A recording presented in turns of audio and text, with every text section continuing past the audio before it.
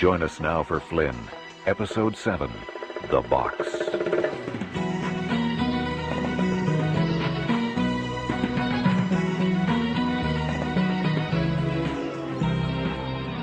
It was circus weekend on Granville Island. Jugglers, unicyclists, street musicians, and clowns. Scores of clowns. Casting off the endless gray winter, sun-starved Vancouverites eagerly joined in the fun, filled the parking lots, and commandeered restaurants from the Emily Carr College of Art to the Granville Public Market.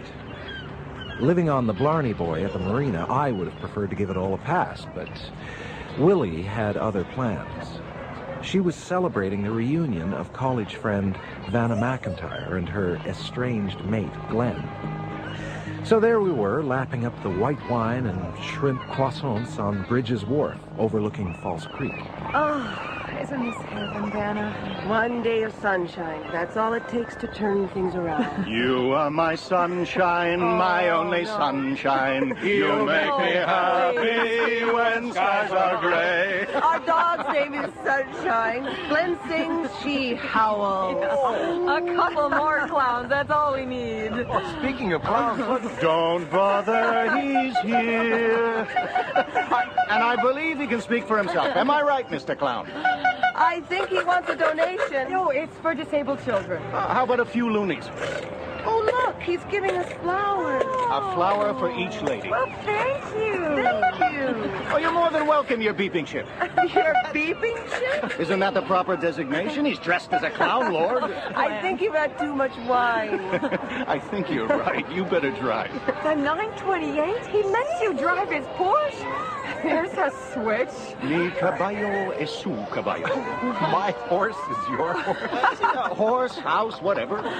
Okay, make a joke, but it hasn't been easy.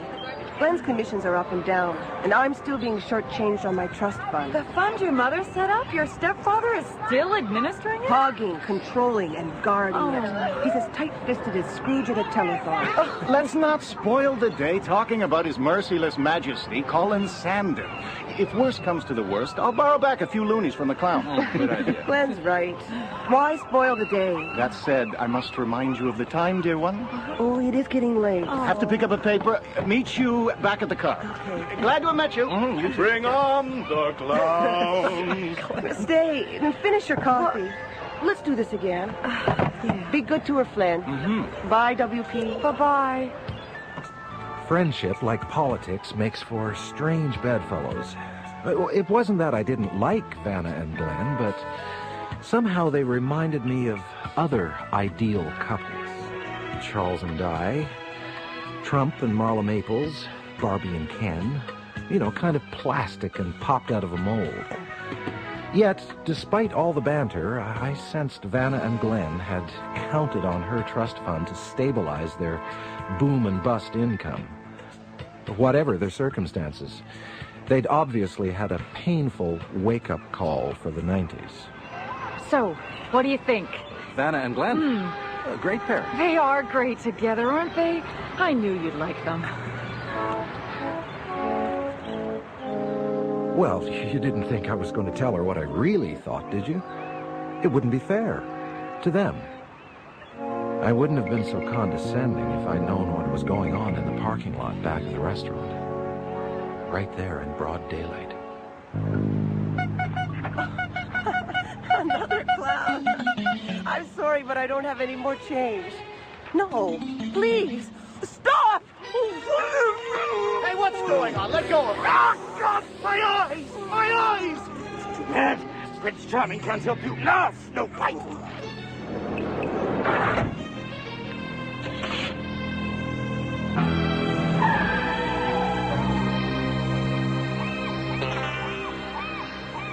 So, what does Glenn do for a living?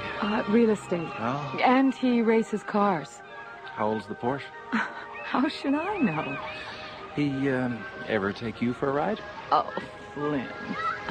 That's classified information. Maybe I should trade in the Blarney Boy on a sports car. Don't you dare! Come on, we have to get back.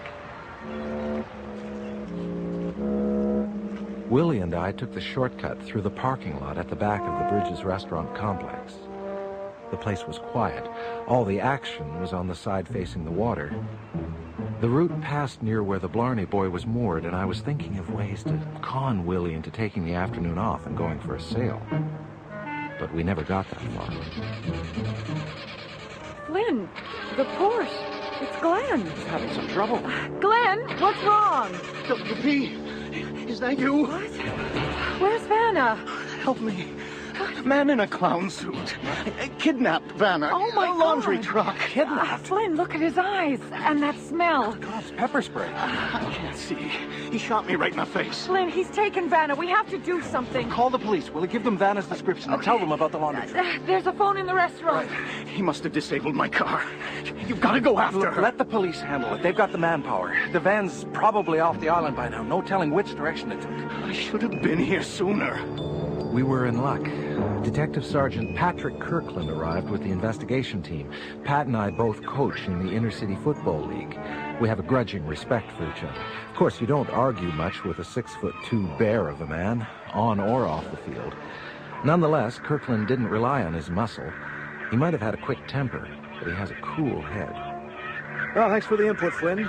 You too, Miss Green. I'll get back to you when we have more to go on. We want to help. There must be something we can do, Pat. Look, buddy, I got a lot of sifting to do around here, and it has to be done fast. I really can't have extra people on the crime scene. Extra people? Vanna McIntyre's a good friend of mine. It's okay, Willie. The sergeant's got a point. We shouldn't get in his way. I'd appreciate that. But as security consultant for the Granville Island Authority, it might be a good idea if we cooperated closely. You never give up, do you? Okay, but stay out of the way. Any trace of the laundry truck? It was stolen this morning. No witnesses. I've got an APB out on it. Finished with the car for now, Sergeant. Oh, yeah, what did you find? Nothing special inside. We're trying to lift some prints, but they look like old ones. And all the wires are ripped out under the hood. Judging from the shopping bag and missing shoes, she was surprised outside the car. That's where we found this. What? What's on the cloth? Oh, probably ether. Oh, yeah, that's ether. First-year biology. I'll never forget those frogs. And she's unconscious. Where could he be taking her? Well, if I knew that, Miss Green, you can be sure I wouldn't be poking around this parking lot. Look, Flynn, why don't you two make yourselves useful? Take young Glenn McIntyre to your office. The paramedics are finished with him. See if he remembers anything else.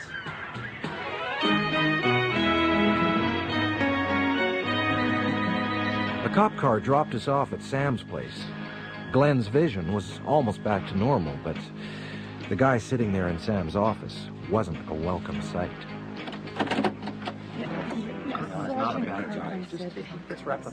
What the hell are you doing here? Waiting for you to play out your charade. Charade. You think it's fake. She's been kidnapped, you son of a bitch. No. Let's calm down. Now, you must be Glenn. Now, I can understand that what happened must have been a terrible shock. If you can understand that, what's this bastard doing here? Trying to find out the truth, you leech. When Sergeant Kirkland got through to me, he said you were coming here. Now, Mr. Sandon's interest is self-evident, it seems to me. Now, whatever bad blood there's between the two of you, he is your wife's stepfather. He wanted to check the facts with all three of you before he talks to the police. You must be WP. Vanna didn't tell me you were such an attractive young woman. My niece, W.P. Green, is my law partner. Her appearance is beside the point. And this is Flynn, our private investigator. We had lunch with Vanna and Glenn, then later found him in the parking lot. Kidnapper got away in a stolen laundry. Yeah, the police told me. Well, shouldn't you be at your office or home in case the kidnappers phone? For the ransom, you mean? Well, surely that's what this is all about. Is that what's at stake, Glenn? My daughter's trust fund in the form of a ransom? You filth. Vanna's life's at stake and you're trying to pin the whole thing on me. Not you alone. There had to be an accomplice, maybe even Vanna herself. You're out of your mind. You've got her wrapped around your little finger. Now, look. I don't think this is really very helpful, Mr. Sand. No, let him rant on. I want to see where he's going with these crazy ideas. Okay, I'll cut to the chase. Call off this phony kidnapping, and I'll write you a check for $50,000. We'll call it a practical joke that backfired. All you have to do is get out of Vanna's life for good. And with me out of the picture, you manipulate Vanna's trust fund any damn way you want. I don't have to listen to any more of this. I made my offer before witnesses, and you spit on my generosity. Now you can take your chances with the law. Colin Sandon. What an anal, retentive little bit of business he was. A selfish, whining, pompous ass all decked out in a pinstriped suit. I was glad he left before Kirkland arrived. Here's Pat now. Well, found the laundry truck, but no Vanna. Oh, my God. Just the other shoe. And this drawing. It looks like a box. Willie was right. It was a primitive drawing of a box. Even had the specifications. 4 feet wide by 4 feet high and 6 feet in length. There was a sketch of a light bulb, a box of food, a jar of water, a cylinder of oxygen. A ventilation shaft led up to the surface. The whole unit had a covering of earth. But the most chilling part of all was an almost childlike figure lying in the box. The letters at its head spelled out Vanna. We have to do something. Look, here's a check for $10,000. It's all I have in the bank, but I'll get a loan on my car. It should bring close to $20,000. Look, they're not going to hurt her. We'll work with the police. We'll nail them when they go for the ransom. I've got friends. I'll call in my markers. It's going to be all right, Glenn. This drawing may not even mean anything, just something to scare us. But we can't take a chance.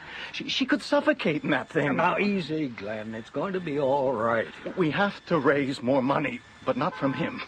Sergeant Kirkland, I insist any ransom call is channeled to me. I'd like to oblige you, Mr. McIntyre, but we have no way of knowing how the kidnappers will get in touch, if they ever do. Oh, what do you mean? Nothing, Miss Green. Nothing at all. Well, we've had a pretty good start. Let's get back to work, shall we? Kirkland had let it slip out. Maybe the kidnappers would panic with the cops so close on their tails. It's happened before. The victim is ditched somewhere, never seen again.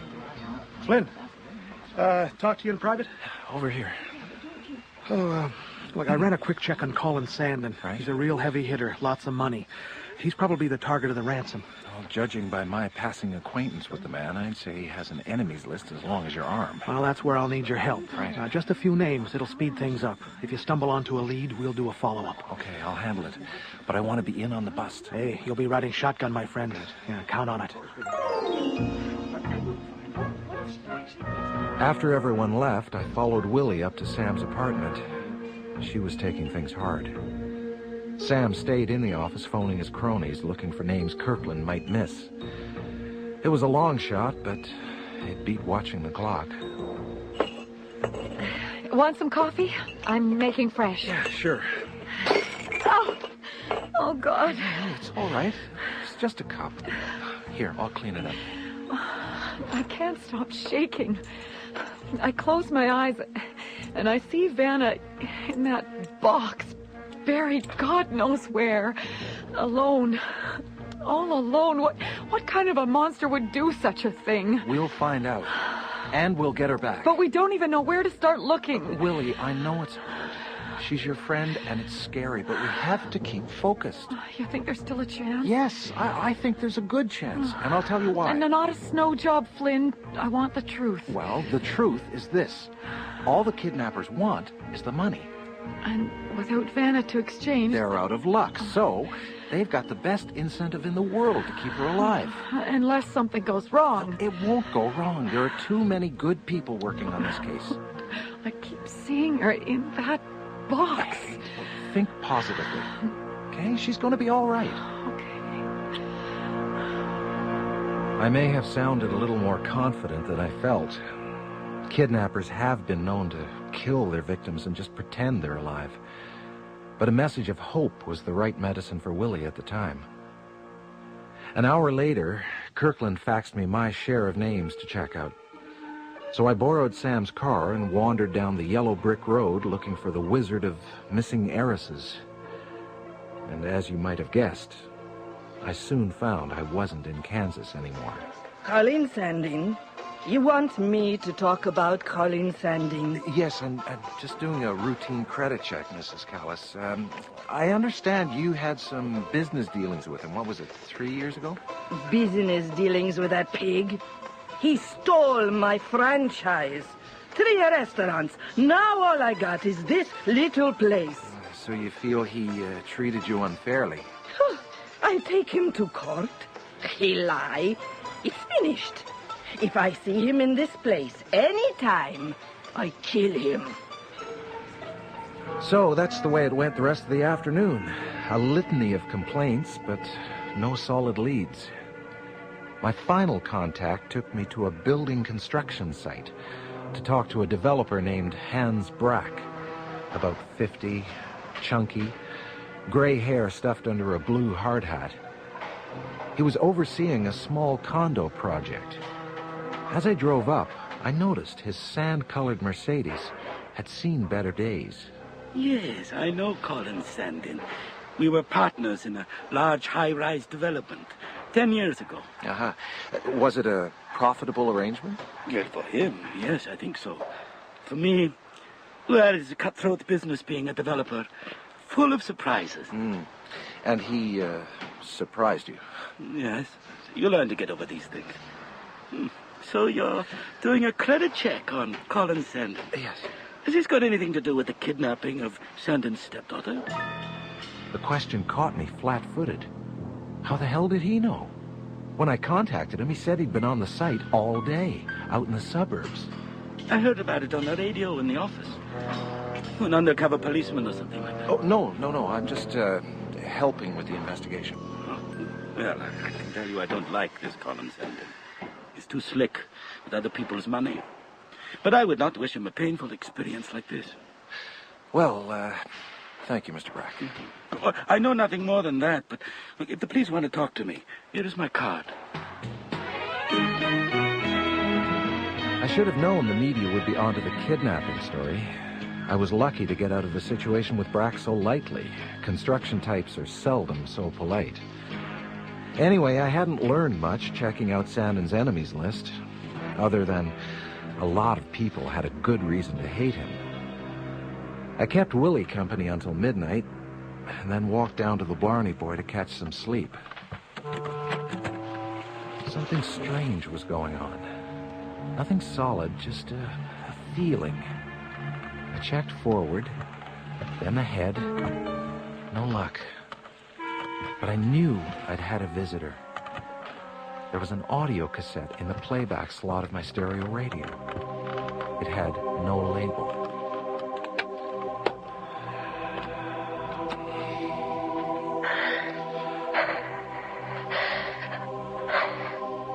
Hello? This is Vanna McIntyre. Oh, God. I'm buried under the earth. Oh, God, I don't know where. I'm instructed to read this message. It was lowered down the ventilation shaft with this cassette recorder. Ransom of $500,000 in 50s and hundreds. Will advise time in place of drop. Oh, that's all I'm allowed to say, but... Oh, please help me. Oh, for God's sake, help me.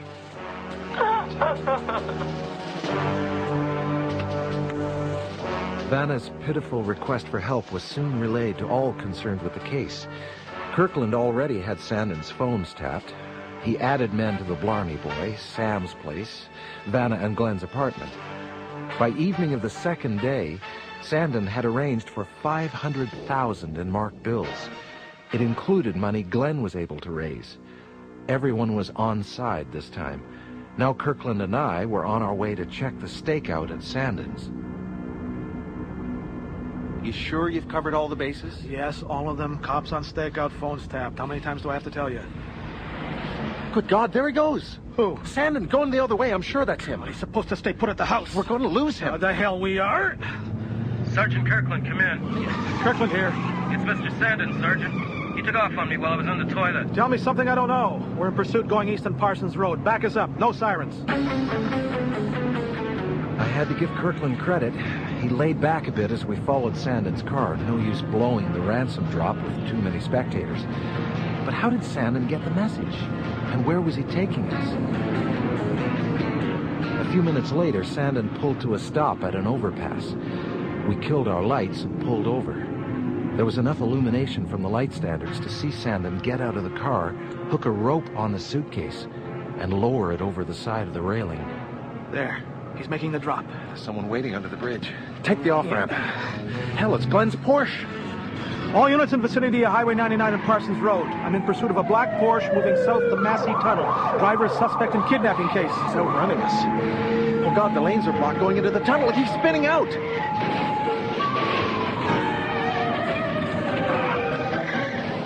The front end of the Porsche was smashed against a concrete abutment some distance away from the traffic jam. He'd been trying to make it off the main lanes into a weight scale off-ramp. As we reached the car, I could see Glenn's bloodied head slumped against the steering wheel. He was in a bad way. Damn it, Glenn. Why did you do it? Thought I could outrun a cop car. Forgot about the tunnel. Oh, Glenn, where's Vanna? We don't know where she's buried. Vanna, I did it for us. Where is she, Glenn? Vanna. The trunk sprung, no suitcase there. How is he? He's dead. Poor bastard. There's no suitcase in the car either. He was a decoy. Colin Sandon heard the siren, saw the chase, and now he had finally caught up with us. He pushed his way through the spectators and spotted Glenn in the driver's seat of the sports car. Glenn McIntyre, you son of a bitch. I knew he was behind this. He's dead, Sandon. Well, good riddance, I'd say. Where's the money? Aren't you going to ask about your stepdaughter? She'll be all right. The message said they'd release her as soon as I paid the ransom. And what message was that? It came with some junk mail, when and where to drop the money and not to advise the police. So that's what you did? I knew the money was marked, and you would follow me to the ransom drop and nail him there. I even used Glenn's money at the top of the suitcase, filled it out with telephone books. You risked your stepdaughter's life? Nonsense. Glenn wasn't going to hurt her, so why should I risk $500,000? Don't you see the irony of it? You caught the kidnapper with his own money. No, we didn't. Your little scheme backfired. There must have been a second getaway car under the bridge. Glenn had an accomplice. I thought it was him and Vanna. Oh, you thought wrong. Whoever it was, he's long gone. I'll put out a general APB, but we don't have anything to go on. Well, somebody tell me what's going on here. Well, for starters, Mr. Sandon, we don't have the suitcase. And on top of that, Glenn died before he could tell us where his wife was being kept. So thanks to you, we're back to square one. We'll go with this constable and give him a statement. I've a good mind to charge you with obstructing justice. All right. What are you doing in the trunk, Flynn? There's nothing in there. Just tools and a spare tire. And this. What, dirt? Not dirt. Builder's sand. It was a crazy long shot, and I was surprised that Kirkland agreed to drive over to the Richmond construction site. But it wasn't too far away, and we had nothing else to go on. Hi there. This is private property, you know. Sergeant Kirkland, I'm with the police. What's your name, friend? Ben Blass. I'm the night watchman. Ben, has Mr. Brack been around tonight? No. This condo development, is it built on a base of builder's sand? Oh, yeah. This is River Delta land, you know. The sand gives it a solid base. Then they pour a concrete slab on the top. When did they pour the slab on this project? Oh, about a week ago. Before the kidnapping, thank God. So the sand pile on this site is covered? That's right. Pile, drove, and cap. Damn, I thought there was a connection here. Well, Mr. Brack has another property, you What? know. Where? Well, just off the main road there. You can see the sand pile from here. Thank you, Ben. We'll borrow these shovels. We were at the other site in no time, but where to start digging? The pile of sand was over 30 feet high and half a city block long. It looked like a pyramid with the top cut off. As I pulled up, I noticed Brack's Mercedes. It was parked just off the road. Look! Up there! On the top of the pile, a dark figure was digging frantically. It was Hans Brack. Come, quick! Help me!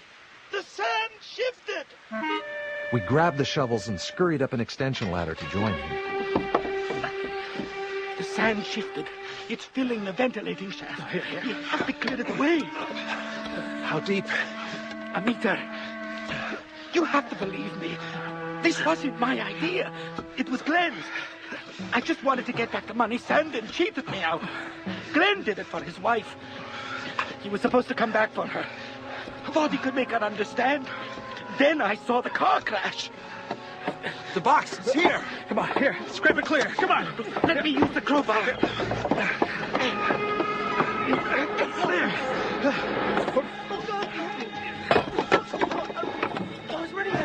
reach up here. You're safe now, Vanna. It's Flynn. Let me get you out of here. Here. Thank you. Oh, thank you. It's over now. You're going to be all right. I'll radio for an ambulance. Come with me, Brack. You're under arrest. I wouldn't have let her die. You must believe me. Come on.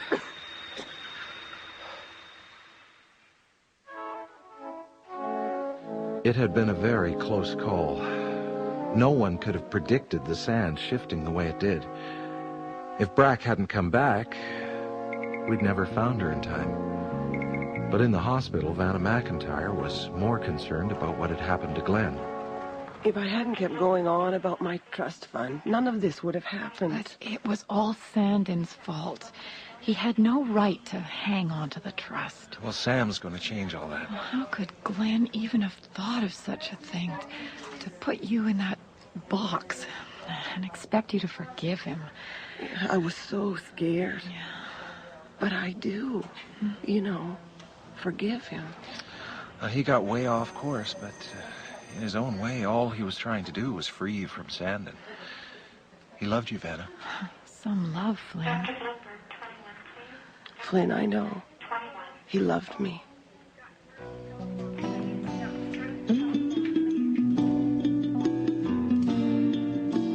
You've just heard The Box, Episode 7 of Flynn by Lyle and Barbara Brown. Featured in the cast were Boyd Norman as Flynn, with Colleen Winton as Willie, and Robert Clothier as Sam. You also heard Wendy Van Riesen, Ron Halder, Tom Macbeth, Wes Tritter, Paul Beckett, Wally Marsh, Lee Taylor, and Christina Yastremska. The recording engineer was Chris Cuttress, with sound effects by Joe Silva. The production assistants, Dagmar Kafanka and Loretta Joyce. Music for Flynn is composed by Alan Cranny, and the series script consultant is James W. Nichol. Flynn is produced and directed in Vancouver by Don Kowalchuk. Our executive producer in Toronto is Bill Howell. This week's play arrives with a special delivery title. It's called The 12 Penny Black.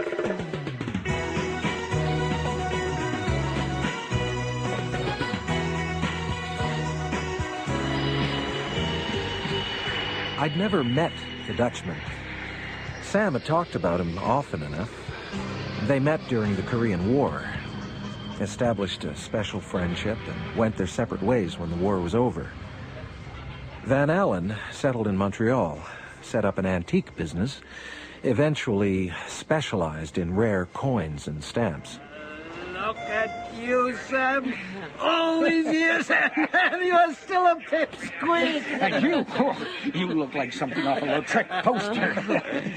Where's your cape? Mr. Van Allen, I'm Sam's niece. Do you remember me? Little Wilhelmina. My, how you have blossomed.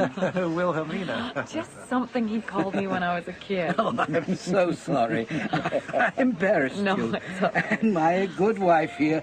Oh, what am I thinking? This is Noreen, my wife and partner in the business. Good of you to meet us. Oh, it's good to meet you. Not at all. Hello. My old friend Sam Green, his niece Willie, and this one I don't know. Oh, it's Flynn. He works for us. Investigator. Hello. Can I take your briefcase? No, please. I take it myself. Oh, okay. But maybe the suitcase when it comes. Sure. I'll pick it out. Come on, John. There are seats for us old codgers over here. Speak for yourself, Sam. Your husband seems to be doing quite well. He puts on a good show. What happened, Noreen? The accident? Yeah. He was attending a meeting of the International Philatelists in Chicago. A car hit him in a crosswalk. Oh, wow. No witnesses. He was in hospital for 2 months. Now, how long ago? A year and a half. He's been in physiotherapy ever since. I don't remember him having such thick glasses. Side effect of the accident. He's had to put up with a lot. What are you doing? Give me that! Hey! Grab that man! There! Flynn, someone stole the briefcase. Hey, what's going on? Look, there he goes. Over there. All I could see was a man in a black leather jacket and jeans heading out the door. The thief ricocheted off the side of a departing shuttle bus. The briefcase flew out of his hand. In a fraction of a second, the guy did a monkey roll and was back on his feet. Seeing that the briefcase was closer to me than to him, he leapt aboard his parked Kawasaki and rocketed out of there. Flynn, are you all right? Yeah. I got the briefcase, but he got away. Get a license number. Oh, no, the plate was muddied. Noreen went for the police. You got it back. Thank God. I'll take it.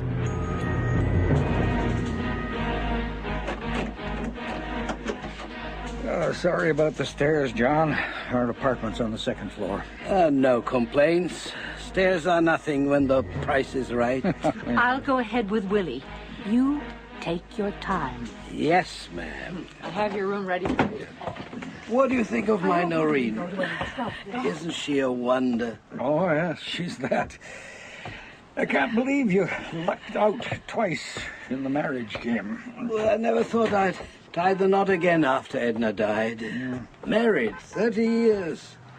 But life gets lonely when you have no one to share it with. How did you meet her? She restores rare books. A friend recommended her to do some work for me. Sounds like she restored your life as well as your old books. She has. You remember Edna? Oh, yes. A good woman, but she never took an interest in the business. Noreen's different. You both love rare old things. Well, she loves an old thing. I love a rare one. And speaking of valuable treasures, I want to show you something. It took the Dutchman a few minutes to catch his breath once he got up there. Sam got him seated at the kitchen table. Willie put on some herbal tea. When we settled down, the old man opened the combination locks on the briefcase and removed a stamped envelope from its protective plastic sleeve. Setting it down gently on the tablecloth, he smiled affectionately at his trophy. Here it is, the 12th penny black. There are fewer than 100 left in existence. Canada postage 12 pence. Ah, good Lord. Is that Queen Victoria? Yes, at age 19. Oh. The stamp was issued in 1851 before Confederation. And it's called the 12 penny black because it's printed in black ink? Exactly. Ah. And that's where the trouble started. There were 50,000 printed, but only 1,500 were distributed. And few of those were used. 12 pence, well, that was a lot of money in those days. On top of that, postmasters hated the stamps because they couldn't read the cancellation marks over the black ink. Good Lord. So what happened to all the stamps? Well, most were destroyed in 1857 when a new issue replaced it. Ah, so that's why it's so valuable. That and other things. Now, I don't know much about stamps, but I thought they lose their value if they're canceled. Yes, generally that's true, but this one is on the original envelope and cancelled on the first day of the issue. Ah, so it's worth a lot. Well, 200,000, maybe more. Holy cow, that much? Easily. It's our retirement fund. You don't know that. Your client hasn't even seen the stamp. You don't know what he'll offer. As you can see, my wife doesn't like the prospect of selling it. Afraid I sprung the idea on her at the last minute. It's not something you should decide at the snap of your fingers. You've had the 12 penny black for 30 years. It's part of your life. It was before the accident, when I could still see clearly. Let somebody else enjoy it now, and we can enjoy the money. John, we don't need the money right now. See how generous she is? John, Yes. please. No, I'm going to tell them. That accident I had in the U.S. cost us $90,000, not covered by Canadian Medicare. This wonderful woman here used her inheritance to get me back on my feet. Now, when I want to do something for her, she's worried about my feelings. Well, I'm sure you two will work things out. But in the meantime, we should put the stamp and the briefcase in the safe downstairs. Do you mind? You saved my life in Korea. I guess I can trust you with a stamp.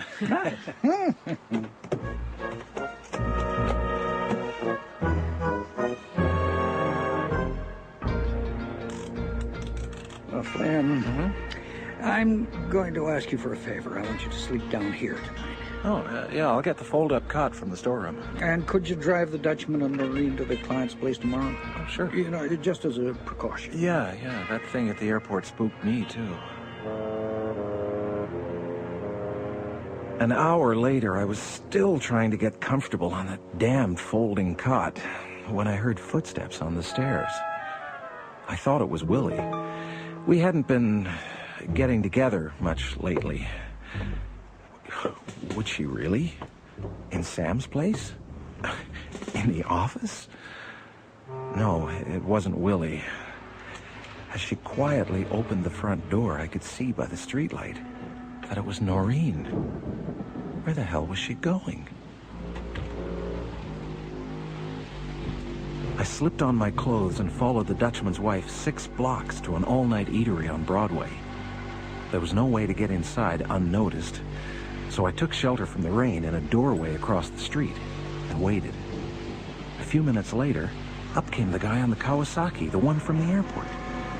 He was in his late 30s, clean-shaven, designer jeans, not what you'd call a biker. He went inside and joined Noreen at a table near the window.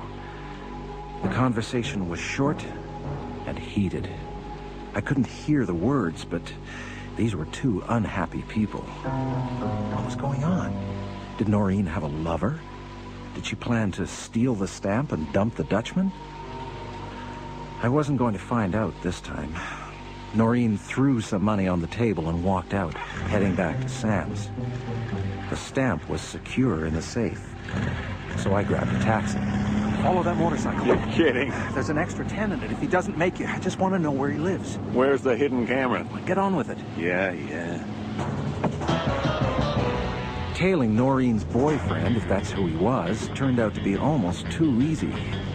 He stayed within the speed limit, didn't run the lights, as if he wasn't anxious to draw special attention, you know what I mean? Then, just as he passed a row of Vancouver Special 2 stories up on Dunbar Heights, he opened throttle and darted down a back alley. What now? Don't stop, follow him. No way, fella. He's made us. No sound. He's pulled in at the back of one of these houses. That's your problem. Here's a 10 spot. You wait for me. If I don't come back in 10 minutes, you call the cops. Yeah, right, Sylvester. Back alleys. There was no way I was going to surprise this turkey. I could only hope he'd parked his bike and gone inside. Why are you following? Talk fast. I can't breathe. Okay, no tricks. Yeah. Who are you? I'm a friend of the Dutchman's. I saw you with Mrs. Van Allen in a cafe on Broadway. What of it? Well, the Kawasaki, the way you dress, you look a lot like the guy who tried to rip off a briefcase at the airport tonight. In your dreams, stick man. I was nowhere near the airport. Look, I'm not a cop. This conversation can end right here. Just tell me about you and Noreen Van Allen. It's not what you think. She's a cousin, that's all. She phoned me from Montreal, asked a favor. Yeah, what favor? None of your damn business. I wish I'd turned her down. I hate family quarrels. Was she trying to rip off the stamp? Look, I've had enough of you. Keep following me. I'll talk to you next time with a 2x4. With that, he gave me a shove, ran over to his bike, and disappeared into the night.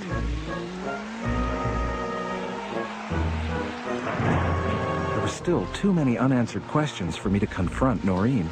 For all I knew, the guy on the motorcycle might have been telling the truth, part of the time at least. Maybe the whole thing was a family fight, like he said. Anyway, I decided to keep out of it until I got a better idea of what was going on. The cabbie took me back to Sam's, and as I crawled under the covers, I realized I wasn't alone in the cot. So what's your story, Flynn? Jeez, you scared the hell out of me. How do you think I felt when I climbed into this empty cot? Noreen went for a little walk tonight. I know. I saw her come in. What's going on? No, I'm not sure, but she met the guy from the airport. The thief and Noreen? My God. Has it something to do with the stamp? Haven't a clue. You know, there's a philatelist billboard I can access on my computer. Why don't I make a general inquiry about the 12 penny black? It's history stuff like that. Yeah, it might give us a lead. It'll only take a minute. Willie. What? Let's wait till morning. Okay. Just don't go wandering off again. Shortly after dawn, I opened my eyes to see Willie across the room at the computer. Modems, billboards, electronic highways are beyond me. Compared to her, I'm still in a buggy on a back road. Oh, good. You're awake. Want to see this? Is our message? Yeah. Let's see it. This should connect us to stamp collectors worldwide. Hey, if they have a computer. Oh, lots do. Especially the dealers. They want to know what's bought and sold. So what are we saying? Looking for a 12 penny black. Canada issue. First day cover. Any info? Contact Willow. Later that morning, Sam gave me the Volvo and I drove the Dutchman and Noreen to Southwest Marine Drive, the house of the man who was interested in the 12 penny black. I felt a little like Wile E. Coyote trying to anticipate where the anvil would fall. I knew something was going to happen, but I didn't know what nor where. The only thing I could do was keep an eye on the briefcase. There we are. A 12 penny black on a Thursday cover. 1851. That looks good, John. Very good. Just as I promised. And the cover address is Dr. R.H. Hastings, 28 Adelaide Street, Toronto, to his uncle. Let me see. Charles Wimple, 12 Clarence Square, London, England. That's the one, all right. And here's the authentication document. Had it verified by Wright & Sons 5 years ago. The three of us sat there quietly while the client examined his prospective purchase with a magnifying glass.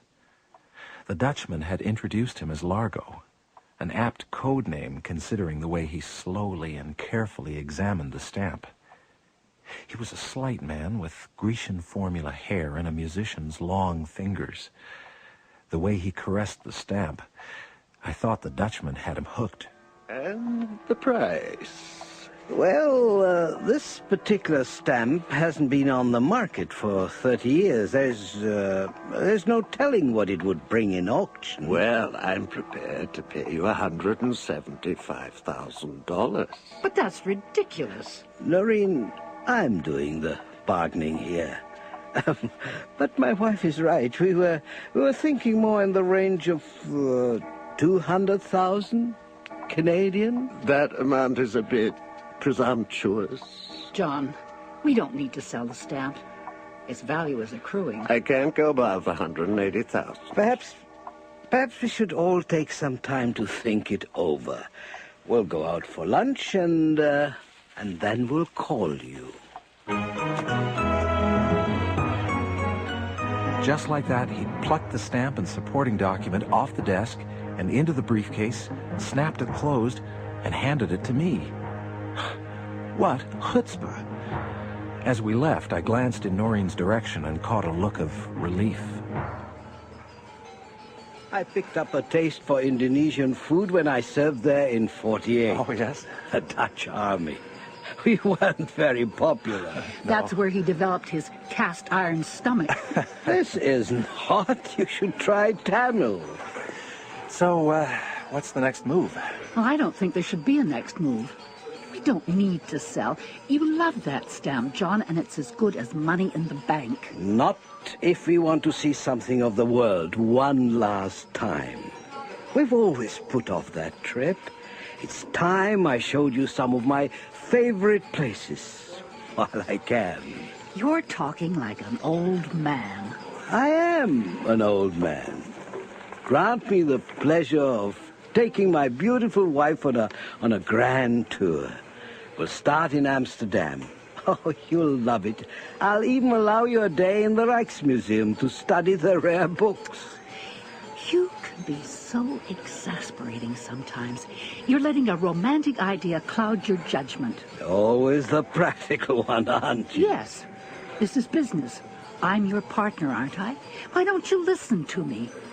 Well, I suppose we could wait. But Largo won't be happy. You won't sell it? Not if you feel that strongly. Oh, you won't regret it, darling. Oh, my. What's wrong? I don't know. All the excitement or the spicy food. I don't feel too well. I'll drive you back to Sam's. No, not necessary. I'll take it. It's nothing serious. You better go back to Largo, dear. Let him down easy. He's a special customer. You sure you'll be all right? Yes. I'll be all right. You know me. A little rest, and I'll be back to normal.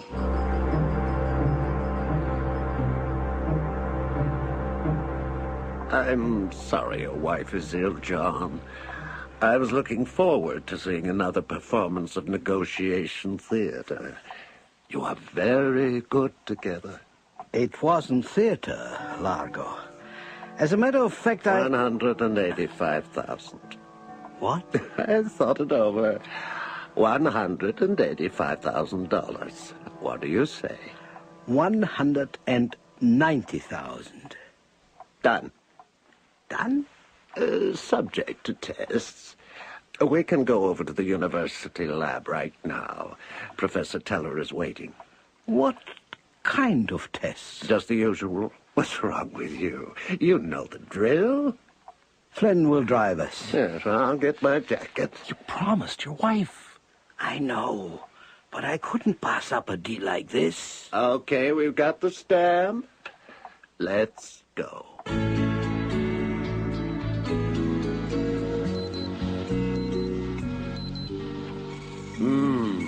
Now that's interesting. What are you looking at? The spectrometer reading. You said the paper was right. Mid-1800s. Yeah, it is, but not the ink. What's wrong with it? Contains modern drying ingredients. Chemicals that were developed over the last 10 years. You are saying this stamp is counterfeit? Reproduced photographically on paper of the period. Then it was carefully aged.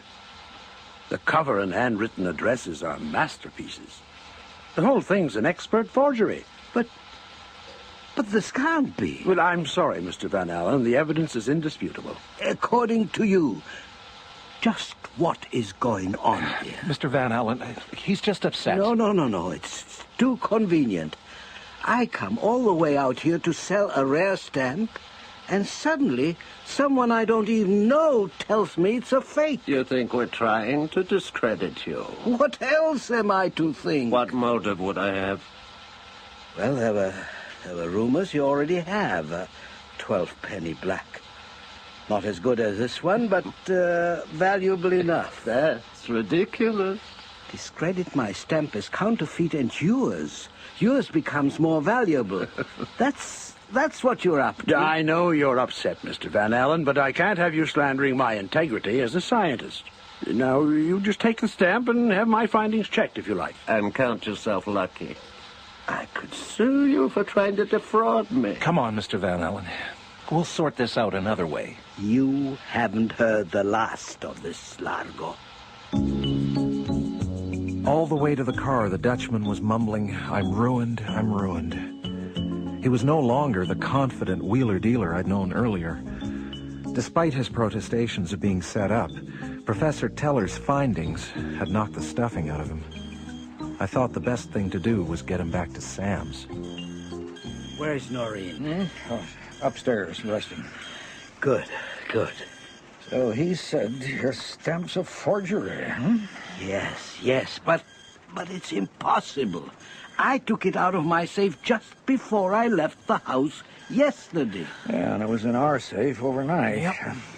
Now, look, that thief at the airport. Now, did he have time to make a switch? No, don't think so.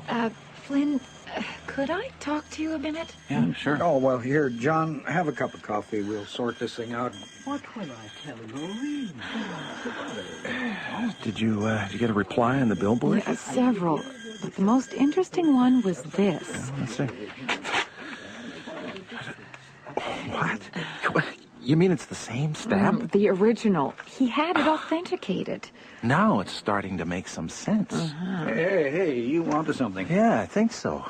That guy on the motorcycle? Mm-hmm. I think he tried to steal that briefcase as a favor. What? For Noreen. Let's just see how this plays out. Mr. Van Allen, have you ever done any business with a stamp collector in Texas, codename Longhorn? Yes, I know him. Why? Well, this morning, Willie queried a computer billboard for information about the stamp. And this guy, Longhorn, claims you sold him the 12-penny black a year and a half ago. Huh? I sold him that stamp? How could that be? Well, he says he made the deal with the Dutchman. He has a receipt covering the sale. It's signed J. Van Allen. He even faxed us a copy. Let me see that. Now, it does look like your signature, John. But that's impossible. I must be going out of my mind. Yeah, the date's a couple of weeks after the accident. Mr. Van Allen, did you suffer any kind of memory loss? No, wait a minute now. If John did sell the stamp to the Texan, where did this forgery come from, huh? If it is a forgery. Despite all the questions, I had a pretty good idea what had happened. But how was I going to tell the Dutchman? Then I saw Noreen standing in the doorway. Her face mirrored her dismay. What are you talking about? John? You made a deal with Largo, but you promised. It's far worse than that, Noreen. They might charge me with fraud for trying to sell a counterfeit. How could it have happened? Tell him, Noreen. Tell me what? What does he mean? It is a counterfeit, but I didn't do it to defraud anyone. No one was to see it but you. And you sold the original? I had to, John. We ran up a bill of $90,000 at the hospital in Chicago. Our provincial insurance wouldn't cover it. But that money came from your inheritance. There was no inheritance. I told you that so you wouldn't worry. I tried to get a loan at the bank, but there was too much debt on the business. But the stamp was ready cash right when you needed it. Yes, but I had to forge his name on the receipt. He was in no condition even to consider the sale. Then I made him a replacement. I had the right paper and the skills to duplicate the handwriting on the cover. It was the ink, wasn't it? They ran it through a spectrometer. Let's go back a bit. John broke the news about the possible sale of the stamp at the last minute, didn't he? You couldn't think what to do. You couldn't bring yourself to tell him it was counterfeit, so you phoned your cousin here in Vancouver and tried to arrange for it to be stolen. I mean, that would be the end of it. But the robbery failed. Yes, it's all true. Oh, John, I'm so sorry. Oh, now, Flynn and I will explain the situation to your client. I think he'll understand. Can you ever forgive me? I wanted you home and safe. Of course I forgive you. I knew that stamp was the love of your life. You said you'd never sell it. But you were wrong, Noreen. You were so wrong. You are the love of my life, not the 12-penny black.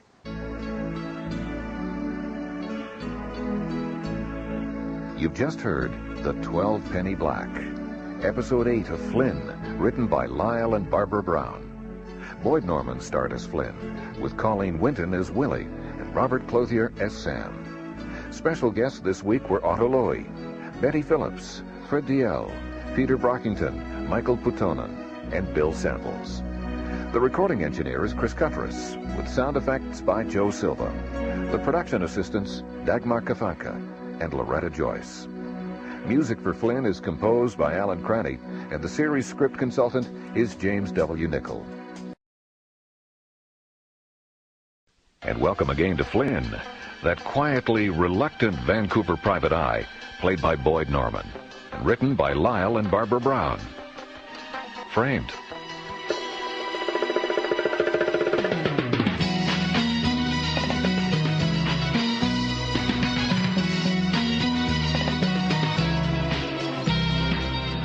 It was just a week after Willie rented a 2-bedroom condo a couple of blocks from Sam's place. She was still part of her uncle's law firm, but said she needed her own living space. Sam called it her nesting instinct. It made me nervous. Why the extra bedroom? The extra bedroom? In case some friend comes to visit. Or maybe I'll get a roommate to share the cost. See what I mean? She was being evasive. Never a straight answer. Anyway, I had my own concerns. My security consultant contract with the Granville Island Authority was up for renewal. So I decided it wouldn't hurt to play night watchman for a while. I patrolled at random hours, riding my bike a different route each time. And more for company than protection, I took along Tides, the stray dog I'd befriended. Tides, get out of there. Keep up, will you? I don't want to be out here all night. Hey, what's going on down there? Look out, Tides! I got a glimpse of the driver as the van sped by me. He looked vaguely familiar, but there was no way of catching up to him. Was he trying to break in the service door to Lazenby's gallery? I checked the lock. It was still intact. Next morning, I alerted Phil Lazenby, the gallery proprietor, a middle-aged dilettante with an indulgent smile. He was cooperative, but not too concerned. After all, nothing had been stolen. Not a very realistic attitude, but he was the product of a privileged upbringing. Why he hadn't gone through the family fortune by now, no one knew. A blue van? Yep. My God, Flynn, that would cover half the delivery trucks in town. What do you think, Tony? Well, did you get a look at the driver? Yeah, as I rolled out of the way. Long hair, beard, steel rim glasses. Pretty sure I've seen him somewhere before. Sounds like a blast from the past. Someone out of the 60s. Well, it'll come to me. I never forget a face. I don't think he'd be targeting my gallery. No? There's not enough money in it. I don't cater to the upscale market. Just Canadian artists who show a little promise. Like Tony here. Oh, yeah, me and Emily Carr. I'll have to die before Phil makes any real money off me. Patience, my dear boy. Your time will come. Oh, isn't that what they told Van Gogh just before he cut his ear off? No, don't answer that. I'll just get back to my picture framing. Right. Tony Orsini was just one of several artists in their mid-20s who showed their work at Lazenby's gallery. Despite his offhand banter, Tony was serious about his painting. He'd studied in Florence for 2 years and had come home to Vancouver still searching for his own particular abstract style. Phil Lazenby did what he could to help. A one-man show this past winter and part-time work at the gallery. Well, thanks for the warning, Flynn. Can't be too careful. Yeah, well, I'll be around the next few nights. He could come back. Good idea. Well, that'll do it for tonight. Yeah, watch the paint trade. Yeah, I see it. Sam, what about these colors? Not too feminine, are they? Well, it's your apartment. I really like Navajo colors, but I want everyone to feel comfortable here. You mean Flynn? Has he said something to you? No, but he's fidgeting a lot. Well, what's that supposed to mean? Oh, come on, Willie. 2 bedrooms and a view. His bachelor alarm's gone off. I'm not trying to push him into anything. Well, entrapment is entrapment, no matter what color you paint it. Really? Sam, anybody there? In here. Sam, keep your bright ideas to yourself, okay? Yes, Ms. Spider. Hi. It's not funny, Sam. I got your note about painting the kitchen. Oh, your timing's perfect. Yeah, we just finished. And I'm out of here. Mind the sticky stuff. Right. Sam. Yes, bye-bye. Sorry, I didn't realize it was this late. Maybe I better get back to the boat. What's the rush?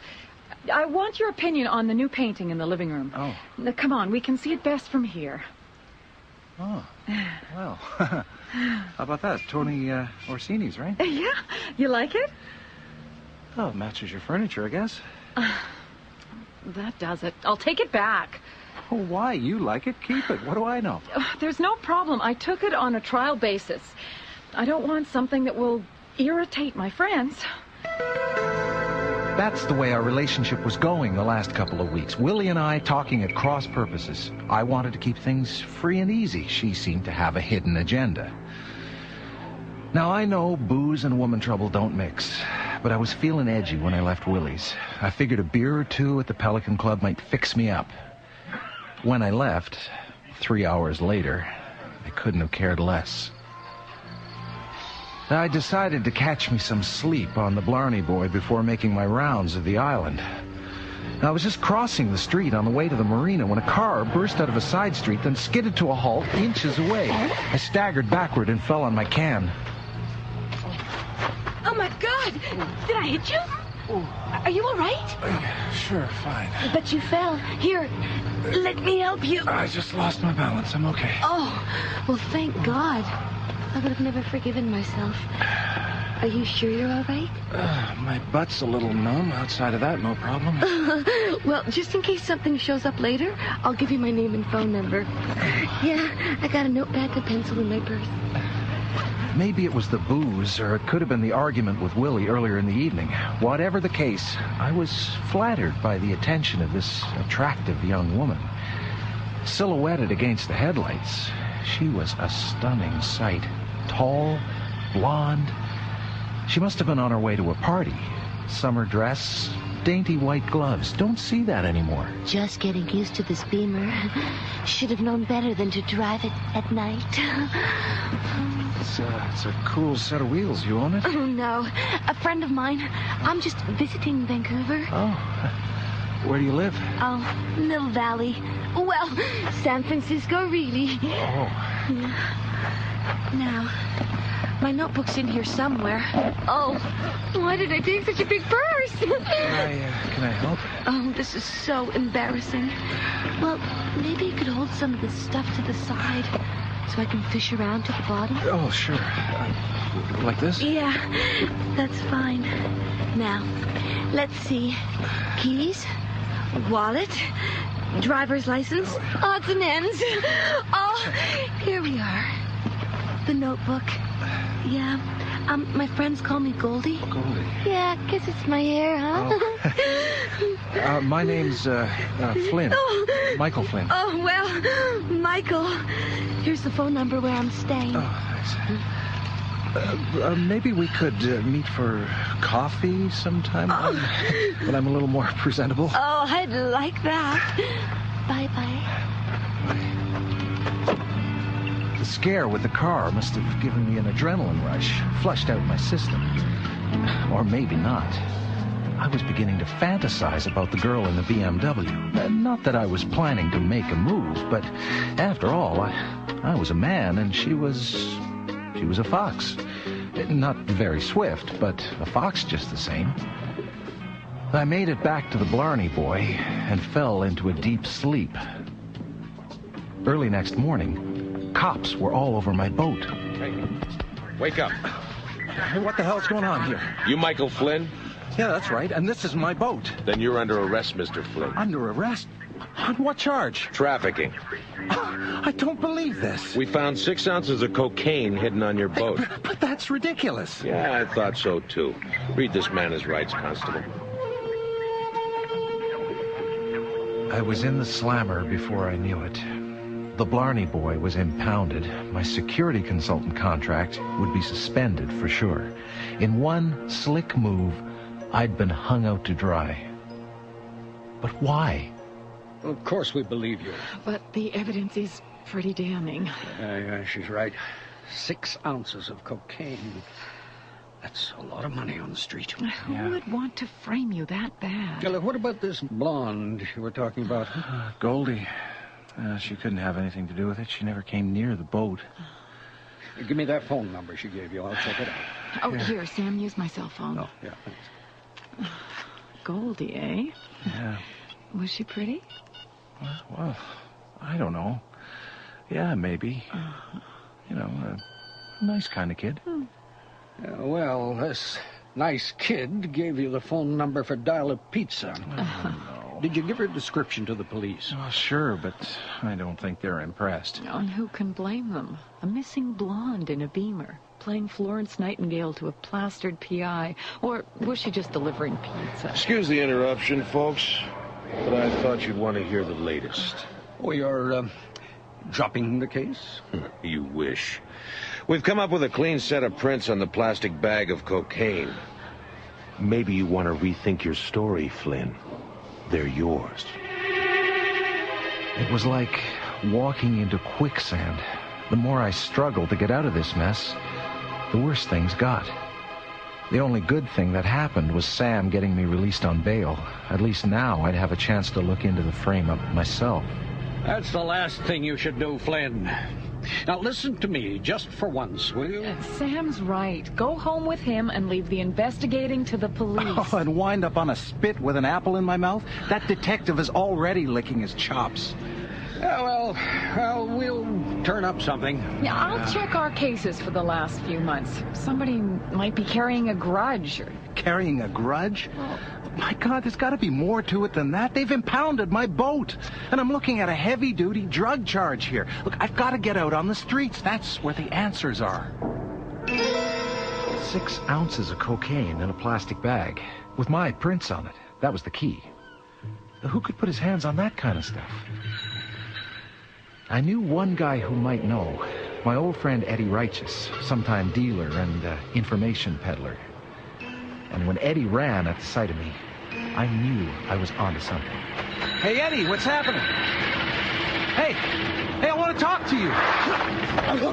Why'd you run, man? Oh, it's you, Flynn. Jeez, you gave me a scare. I thought you were a bicycle cop.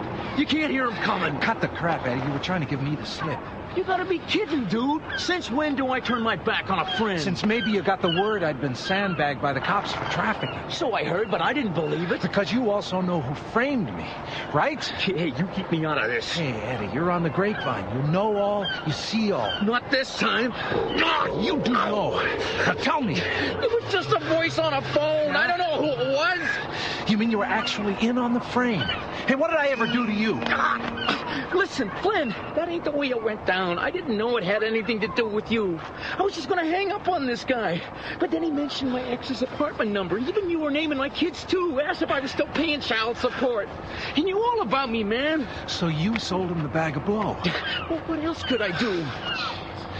What did he look like? I didn't see him. A key was dropped off at my ex-wife's place, locker 225 at the Granville Public Market. I left the goods, picked up an envelope of the U.S. hundreds, and it was done. So you had the stuff in a standard plastic bag? Yeah, with the top folded over. I used duct tape to seal it so it wouldn't leak. Hey, what about my fingerprints? I don't know nothing about that. The bag was clean when I dropped it. I wore gloves, that's all I know, honest. Oh, and you didn't stick around to see who picked up the stash? Are you kidding? I just made the delivery and split. These are bad people. Part of the mob, maybe. My wife and kids, Flynn. You know how it is. Yeah, Eddie. Yeah, I know how it is. Thanks. No way of getting him to testify, I guess. Eddie, not on your life. He's a survivor. I used up all my markers with him as it was. You've got a preliminary court appearance in 3 days. 3 days? How the hell am I supposed to unravel this mess in that time? Well, I should be able to get a postponement, but they'll probably keep you on a short leash. The police have released some photos of the evidence. The cocaine, the boat. Detective Rogers believes in trial by the media. Let's see. What we could really use is a picture of that woman who picked you up. I don't think the cops are looking very hard for her. Oh, why should they? They've already got me as a prime suspect. Why muddy the waters? Hey, wait a minute. What? Huh? Well, what's wrong? This picture of the plastic bag. It isn't sealed with duct tape. Is that what Eddie used? Yeah. So they switched the plastic bags, poured the Coke into this one with my prints on it. Then they waited till I was asleep, came back and planted it on the boat. Well, now we're getting somewhere. But I never handled a bag like that. Where would they get my prints? Well, this looks like a small freezer bag. Well, I don't use anything like that, not on the boat.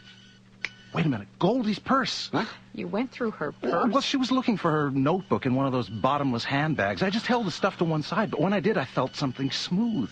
Well, I didn't think anything of it at the time, but it could have been an empty bag. Then why weren't her fingerprints on it? Gloves. She was wearing little white gloves. Oh, well, that's still pretty circumstantial. Without Eddie, you mean? Yeah, or your girlfriend in the Beamer. I could kick myself for getting back on the sauce. With a clear head, I would have seen through the blonde woman's scam, or at least I would have been able to make the plates on her car. While Willie and Sam tried to connect the BMW with someone on Granville Island, I went looking for anyone who had seen Goldie. It was a long shot, but I was running out of ideas. Then, my heart fell. They were towing the Blarney boy out of the marina. Your boat, Flynn? What? Oh, it's Tony. Yeah, it was. The cops impounded it. Hey, what happened? I mean, the word's around you were pushing cocaine. Do I look that stupid? Hey, I didn't say I believed it. Yeah, well, someone is trying hard to sell that story to the cops. And they're buying it. Huh. So they took your boat? I mean, that's a damn shame. Hey, you know, I did a little sailing once. Yeah? Where? Oh, a little place near San Francisco. Yeah, I spent a summer with some friends at an artist colony once. The guy who ran it had a boat. It was something like yours.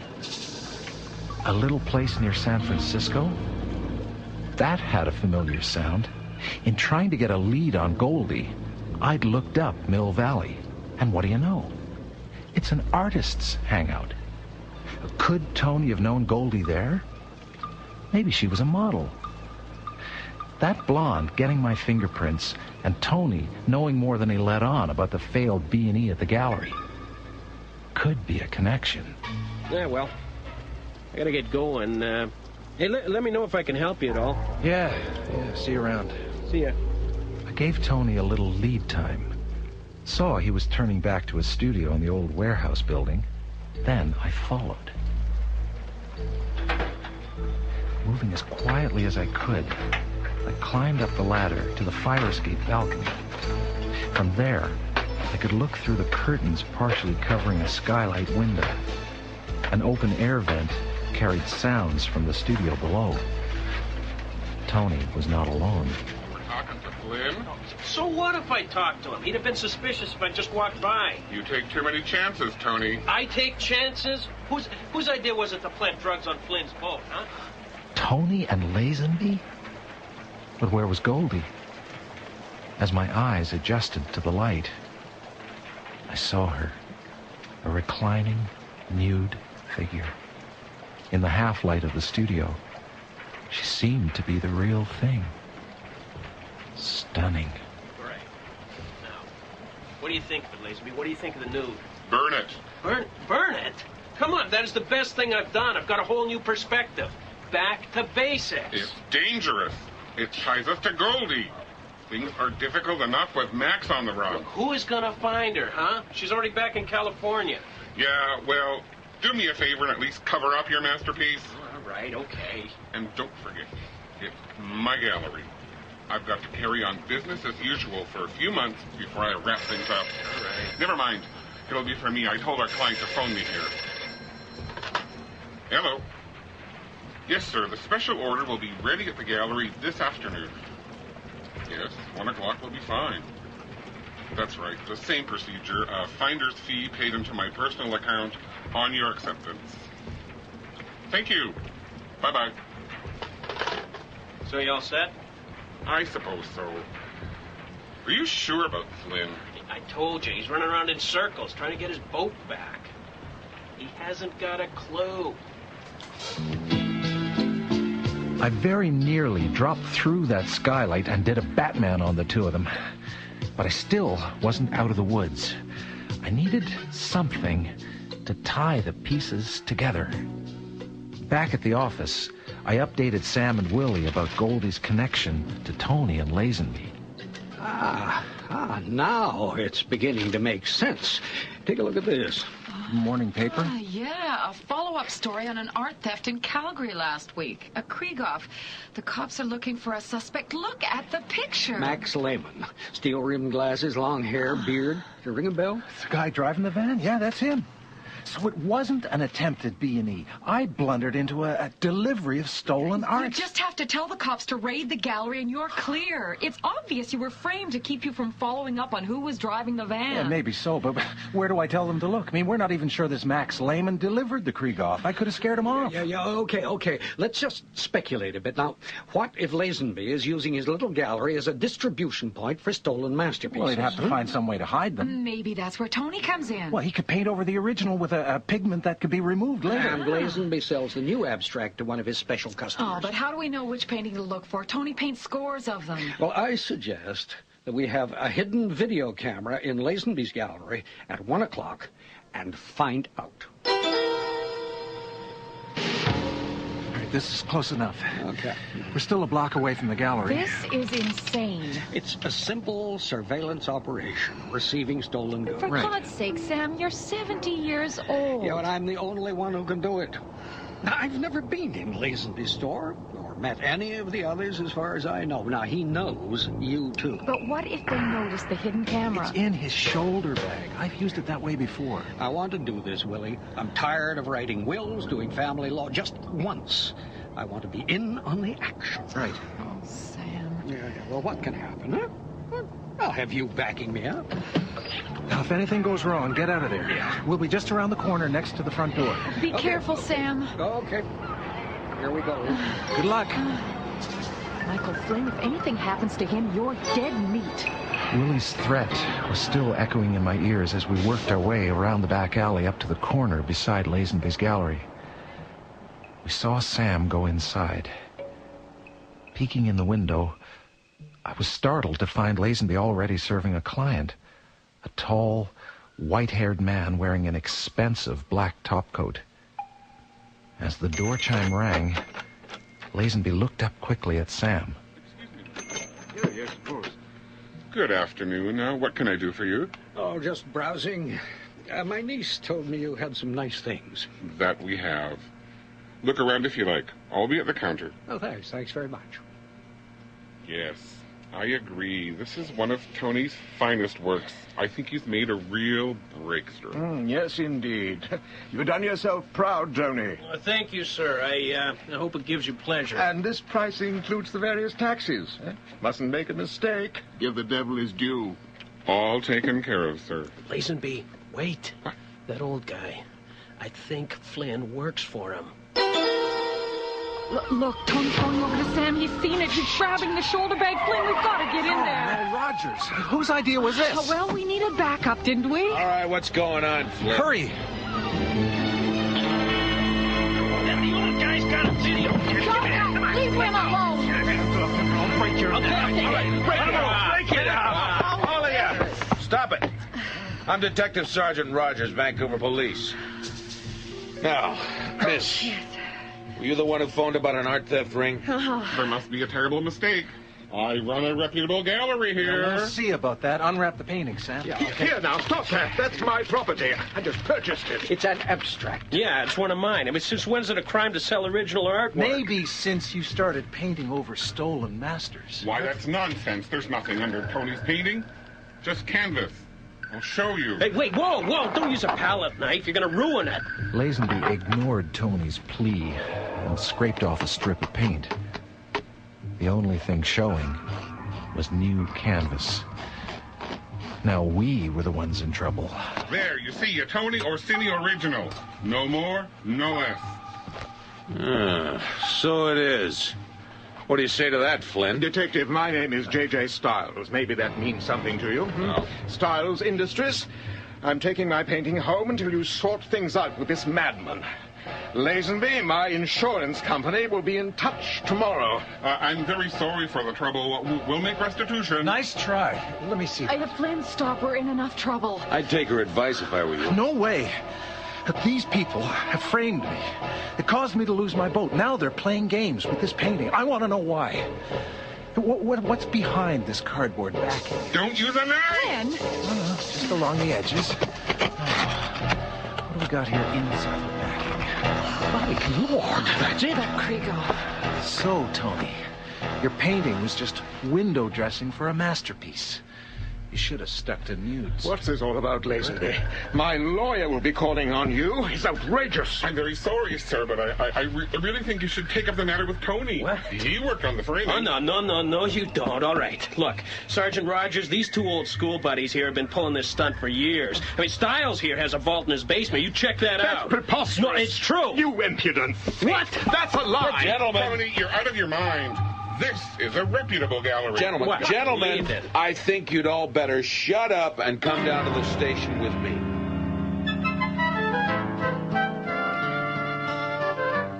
Detective Rogers found the stash of stolen masterpieces in the vault, just as Tony said he would.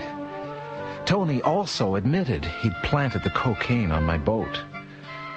A few days later, the cops returned the Blarney boy, and I moved out of Sam's guest room. I was off the hook at last. Except for Willie. She still carried a grudge. No, not for me getting drunk or endangering Sam. It was the painting. How the hell did she find out I'd offered to store Tony's magnificent picture of Goldie?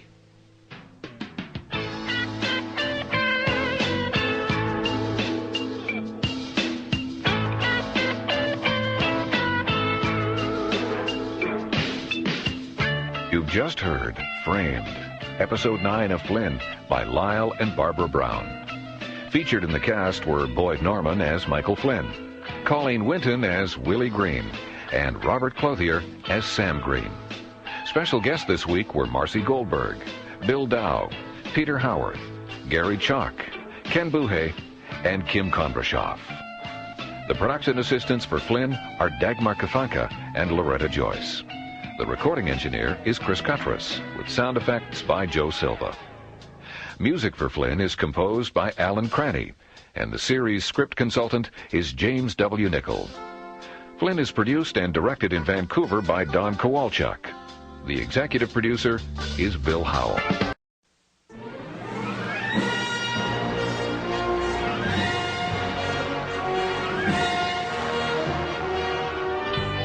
The other day, I got a call from this U.S. film producer, Dan Delano. He was making a movie for television, Betrayed Loyalties. They needed someone to fill in as a bodyguard for a few days. Well, long hours, but good money. And get this, I'd be looking after a movie star, Lenore Avery, the romantic fantasy of my teen years. All I had to do was pass the interview. Okay, we can finish setting up for scene 58 after lunch. Be back at 1 sharp. A crew van dropped me off at the North Shore mountain location. I caught up with the man with the bullhorn as he went back to the production trailer. Excuse me, I'm Michael Flynn. You the producer? No, name's Chance Kershaw. Dan's expecting you. Come on. His office is at the end of this trailer. You, the director? No, Dan's the new producer-director. Oh. I'm just the stunt coordinator. So what's a bodyguard do around here?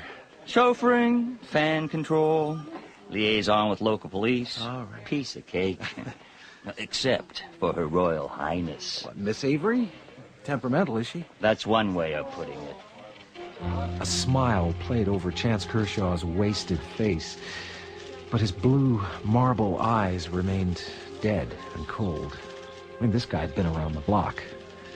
In an Al Capone movie, he'd have been cast as the muscle for the mob. My guess was that he was a reformed alcoholic, looking at his last chance in show business. Dan's office is in here. Martin, I said I'd fix it, and I will. I'm playing catch-up here. We're reworking the script on the run, and you know who's got our fingers in the pie. He'll just be a minute. Okay, I'll fax you the changes tonight. Look, I've got people here. I'll get back to you later. Lenore's new bodyguard. Flynn, Michael Flynn. Have a seat, Flynn. Thanks. Are we all set up for the night shoot, gents? Yeah, I'll be driving the car myself. Good. We'll shoot it from 4 or 5 angles. Lenore will give us reaction shots, and then we'll substitute the stunt double when the husband attempts to run her down. You want the crash dummy for the guy in the car? Oh, for the end of the sequence? Yeah. Oh, and tell costumes we need a match on the jacket. I'll get on to it. See you later. All right. Thanks.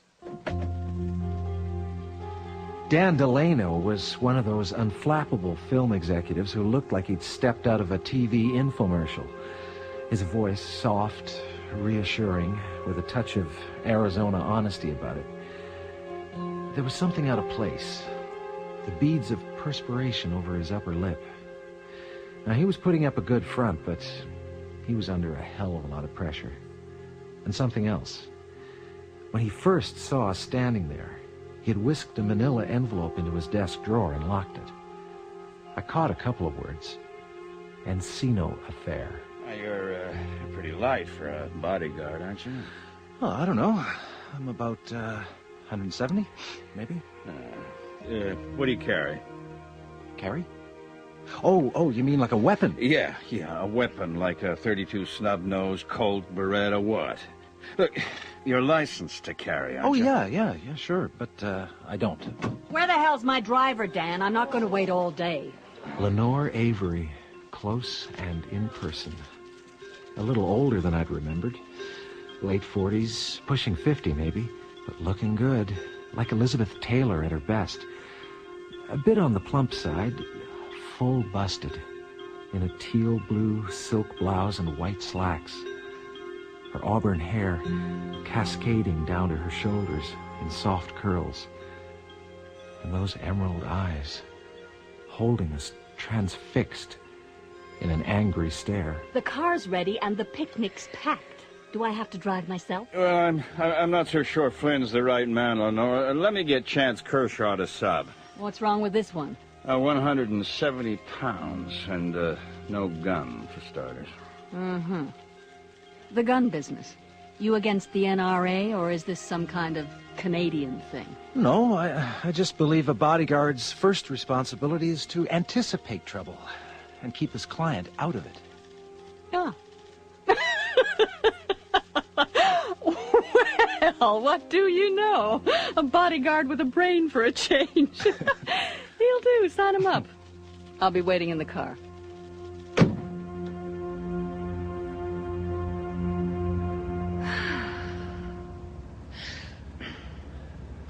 So, what did they tell you about me, Flynn? I seduce all my drivers? I'll bet that's what they said. They think I'm such a bitch. And sometimes they're right. No, nobody said anything. They will. They're all out to get me. You married? No, I'm not. Divorced, huh? No.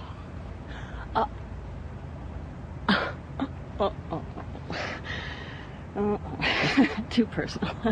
Sorry. That's the trouble with Hollywood people.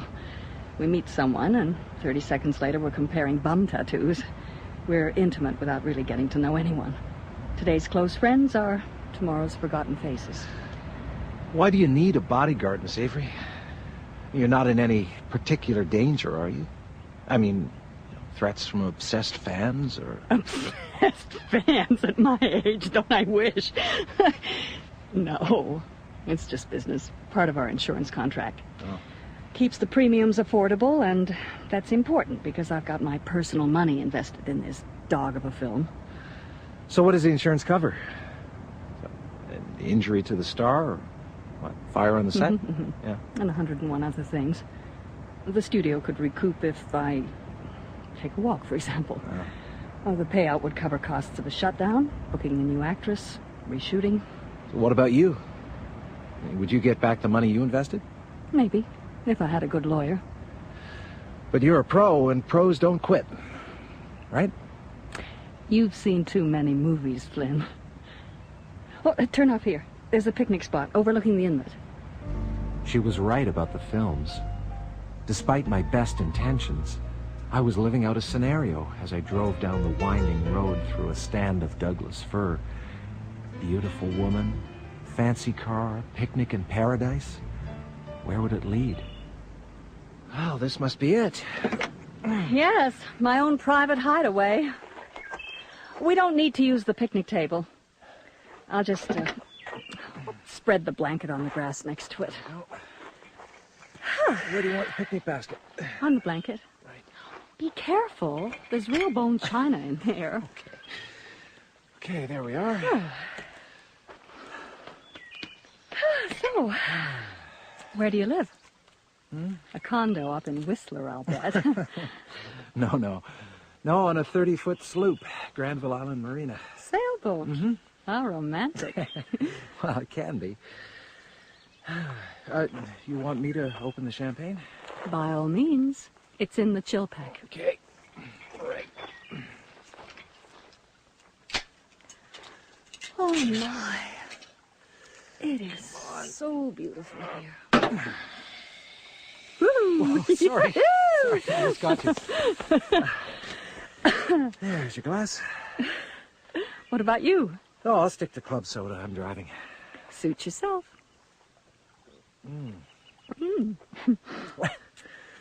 Now, let's see what we have in the picnic basket. It's a rattler. Oh, my God. A snake. Don't panic. Get a boulder or something.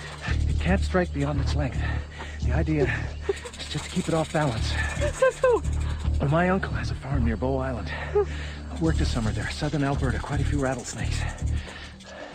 My uncle used to wait till they crawl down a gopher hole, then he'd catch them by the tail. No, please. Don't tell me you're not as crazy as your uncle. I wasn't as confident as I sounded. The story about my uncle in Alberta was true, but what I didn't mention was snakes scare the hell out of me. I actually pissed my pants the first time I saw a rattler. Now I was face to fang with one again. I just wanted to keep the vicious little bastard off guard. I didn't want to kill it. But as the snake slithered across the blanket toward me, my ecological concern deserted me. I grabbed the champagne bottle and swung down hard. Oh, God. We did it. We did it. Oh, my God. I was scared out of my wits. Well, how the hell did it get in the basket anyway? It wasn't an accident. What do you mean? This isn't the first time. Things went wrong. Lights exploding, scaffolding falling, even stuff missing from my trailer. Somebody's trying to get me out of the way. Hey, where you going? Back to the film location. Put the rattler in the picnic basket. It's evidence. Well, come on! I wanted to check out the picnic site, but there was no arguing with her.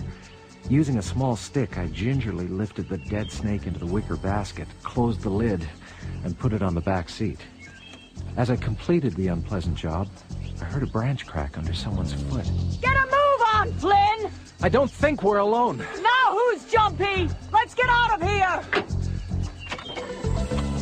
I drove Lenore back to the production trailers. She was fuming. I had hardly stopped the car when Lenore took off after an attractive young woman dressed in fatigues and boots.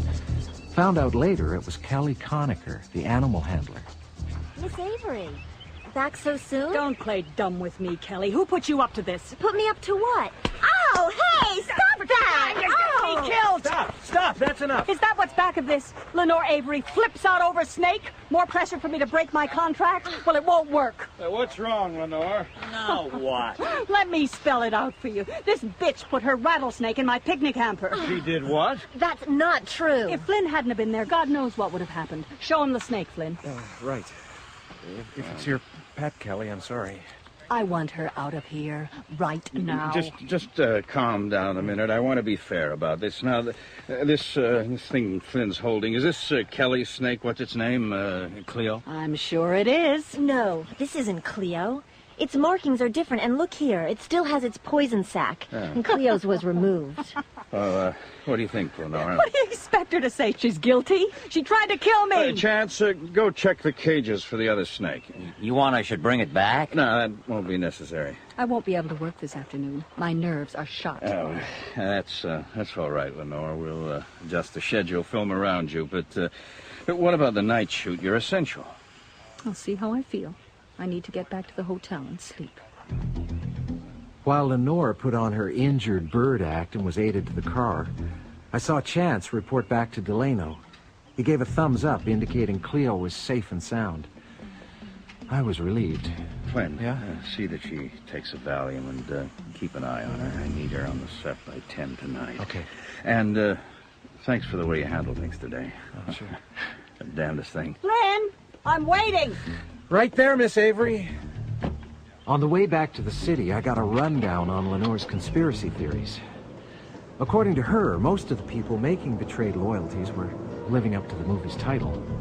Roman Birkenhead, who wrote the screenplay, was a hack with no backbone, but he secretly opposed Lenore's script changes. Kelly Conacher, the animal trainer, was a conniving wannabe. Lenore was sure the girl was using her love affair with Roman to sabotage the film. With Lenore out of the way, Roman and Kelly could get the studio to bankroll a new project.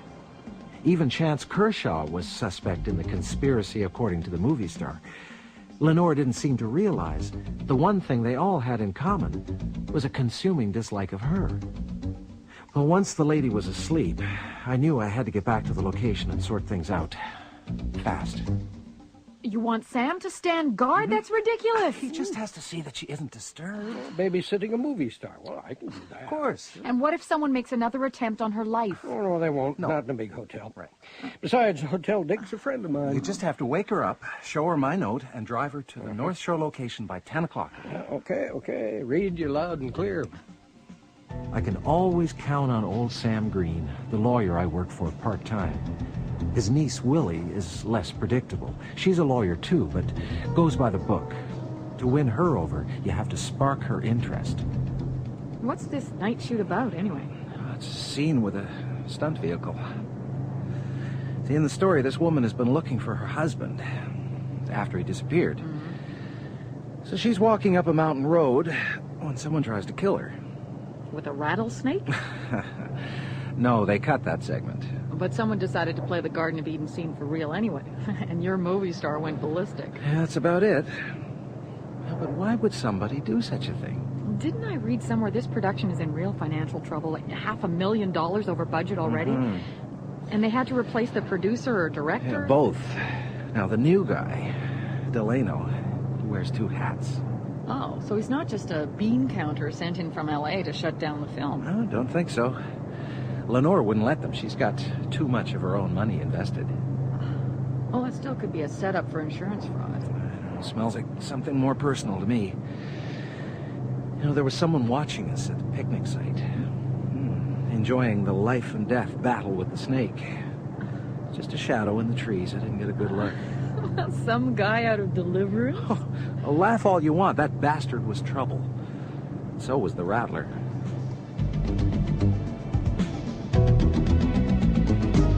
Dan wants you to extend the track for the camera dolly another 15 feet. And we need more field-in lighting where the road cuts around the rock face. Good. Everybody's up at the stunt location. Let's look around Lenore's trailer. She give you permission? I've got the key, haven't I? She didn't give you permission. Let's see. Here we go.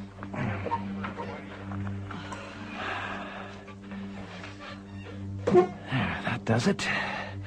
Let's turn on the lights. What are we looking for? Oh, letters, cards, anything that could give us a motive. I checked Lenore's hotel suite, nothing but clothes. Oh, this looks like a home away from home. Milk, soft drinks, Weight Watchers treats. Look at this, look at this. Scrapbooks. Newspaper and magazine clippings. Lenore Avery stars. Lenore and Smash Hit. Feature stories, publicity pictures, articles from scandal sheets. Oh, even the bad stuff? She must be an egomaniac. At least she keeps the dirt in separate envelopes. That you, Flynn? Oh, hello, Kelly. Oh, hi, Roman. Hello. Yeah, just checking a few things for Lenore. This is W.P. Green, my associate. Hi. Hello. I won't keep you long. Guess you've heard I've been fired. No. Sorry to hear that. Yeah, it was thanks to the bitch you work for. Don't mind him. Lenore's given us both a rough time. He's driving me to the airport. It's so damn unfair. You know, maybe if I talk to Dan Delano... No. I've had enough. It's time to split. We're going to get back together in California. Yeah? I've got a work in progress. We'll finish it together, produce it ourselves. That's the only way to beat these bastards. Excuse me, I have to go get my car. Right. Poor Roman. He wrote a brilliant study of betrayal, and they're turning it into garbage. If he feels so strongly, why doesn't he go back with you? They still owe him a lot of money. He thinks they might welch on the deal. And you'll need that startup money for your project, I guess. You've got it. Anyway, I'm glad I got to see you before I go. Right. I think I know who put that poor snake in this basket. Who? Well, Roman thinks I'm crazy, but I'm sure it was Lenore herself. Take a look at the snake. Oh, Jesus! Kelly, watch out what you're doing with that thing. Smell it. Oh, you've got to be kidding. Don't worry, it's dead. Here, let me... It's kind of an ether smell. The basket smells of it, too. What, you saying the snake was drugged? Well, look what I found behind the cleaning materials in the kitchenette here. Halothane? What's that? What you're smelling. It's an anesthetic used to immobilize reptiles. To keep the snake quiet until Flynn got to the picnic site? Exactly. Don't you see? It must have been Lenore. She wanted people to think she was in danger, and she could blame it on me. Well, it makes sense. If this movie's a turkey, Lenore might be setting herself up with an excuse to bail out and take her investment with her. Kelly, did you talk about this to Dan Delano? Of course. That's when he fired me. Disloyalty. Oh, that's Roman. I'll leave you to work it out. Right. Look, wait a minute, Kelly. How did you get in here earlier today? The production office has a set of keys. So, anyone could have come in here and planted the halothane. Even you. If that's what you want to believe. Goodbye. Good luck. Well, what do you think? I don't know. But I think it's unlikely Lenore Avery handled this snake. I mean, even if it was drugged, I was there. She was terrified. Well, maybe, but Flynn, there's a picture in one of these albums. Where? Yeah, here it is. A young Lenore Avery in a publicity shot for Antony and Cleopatra. It says she's holding a live snake. Let me see that. Damn it, that is her. Maybe Miss Avery is a better actress than you thought. There was something about Lenore's albums. A nagging feeling at the corner of my memory. Then it clicked. I headed for the production trailer with Willie at my heels. You're just going to walk into Delano's office? Don't worry, I'm not going to take anything. I could be disbarred. Then just stand by the door. Oh, yeah, right. Something I want to check out. Flynn. Those envelopes full of old newspaper clippings Lenore keeps? Yeah. Well, I saw the same kind of envelope on Delano's desk earlier today. When Chance and I came in, he hid it. Oh, now you're picking the lock? I don't believe this. Come on. Newspaper clippings from Lenore's trailer. Let's see. Encino youth commits suicide after affair with movie star. Lenore Avery? That's what it says. The kid was 18. Terry Sullivan. Happened 10 years ago. But what's the connection? Was Leno planning to blackmail Lenore? Well, how could he? The story says she was cleared at the time. Give me that. There's no cover-up. Here's a picture of the funeral. Pallbearers were family members, it says. Let me see that. I'll be damned, this one on the end. Look, it's Chance Kershaw. Kershaw's related to the boy who died? And Delano's going to help him get even. Here, give me the phone. Why? I gotta stop Sam from bringing her here. Oh, come on, Sam, answer. He should still be there. Geez, Sam. This is where you are. Sam, what are you doing here? Oh, no, I got a call from a guy named Chance Kershaw. Moved up the schedule half an hour. Technical rehearsal, I think he said. Where's Lenore? Oh, not far. I dropped her off just below where the stunt car's parked. Willie, phone the police and fill them in. Yeah. I'll try to stop Kershaw. Okay. Oh, good Lord. Did I do something wrong? This is a technical rehearsal. Lenore, take your position at the side of the road. Stunt car, motor running, get lights on. Just a slow run down the hill, Chance. We've changed camera positions. I want to see how it goes. Okay, Dan. Stop! Lenore, get off the road! Get out of there! We're timing the sequence! What is it, Flynn? Brakes are gone. Can't hold them. Get a runaway car! Get out of there! Somebody's right on me! Jump! You okay, Miss Avery? God, I could have been killed. I told you they were out to get me. I need protection. We've already called the police. Willie and Sam will look after you until they come. Where are you going? To check on Chance Kershaw. Did I hit her? Came close. The brakes failed. Can't believe it. I checked the whole car 2 hours ago. Unless... What? What's wrong? Look under here. Where? That bastard cut my brake line. What, Delano? He struck Dodan, the studio hatchet man. Insurance companies hate him. I figured he was behind the rattlesnake caper, but I didn't think he'd go this far. Now, if I'd have hit Lenore and gone over the cliff, the car would have been totaled, and no one would have been the wiser. What, just so the studio could shut down the film and claim the insurance? The man is delirious, Flynn. Now, come on, we're talking major bucks here. He's been acting strangely the last few days. Now, that's a lie. Hey, come on, take it easy. You know what's behind it? Revenge. Revenge? Yeah, I came across an old newspaper clipping this morning. A young man named Sullivan committed suicide because of Lenore. I didn't put it together until now. Sullivan was Chance's nephew. That was 10 years ago. Past history. I wouldn't let an old grudge like that do me out of a job. It sounds pretty lame to me. I think the police will see it my way. They'll believe he cut his own brake line? What was it, a kamikaze attempt to get even? Come on, that doesn't wash. Well, look in his coat pocket. He carries a Swiss Army knife. Here, let go. Let's have a look. Give me Come that on. back. Well, surprise, surprise. Traces of brake fluid. For once, the police agreed with me. Delano had sabotaged the stunt car in order to scare Lenore off the film, and Chance Kershaw was cast as the fall guy. Lenore immediately demanded police protection and phoned her lawyer in L.A. I was glad to be off the hook. Well, I can't understand how Lenore Avery didn't make the connection between the Sullivan kid and Chance Kershaw. Well, how could she?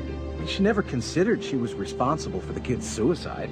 She didn't even go to his funeral. Oh, guess she was too busy being a movie queen. Mirror, mirror on the wall, who's the fairest of them all? Oh, no, she is a beauty. You have to give her that. Yep.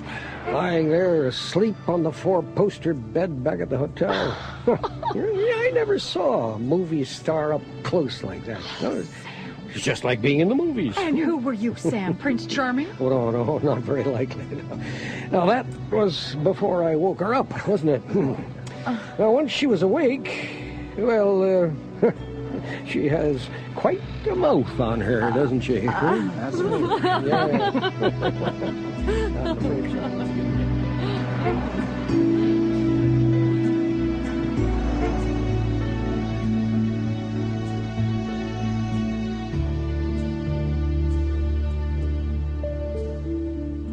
You've just heard Hollywood North, Episode 10 of Flynn by Lyle and Barbara Brown. Featured in the cast were Boyd Norman as Flynn, with Colleen Winton as Willie, and Robert Clothier as Sam. Special guest star Donna Carroll White played Lenore. And you also heard Alex Diakon, Allison Graham, Eric Schneider, and Oliver Becker. The production assistants for Flynn are Dagmar Kafanka and Loretta Joyce. The recording engineer is Chris Cuttress, with sound effects by Joe Silva. Music for Flynn is composed by Alan Cranny.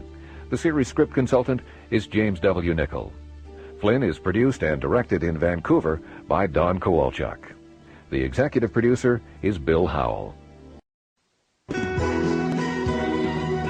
Flynn, The Fall.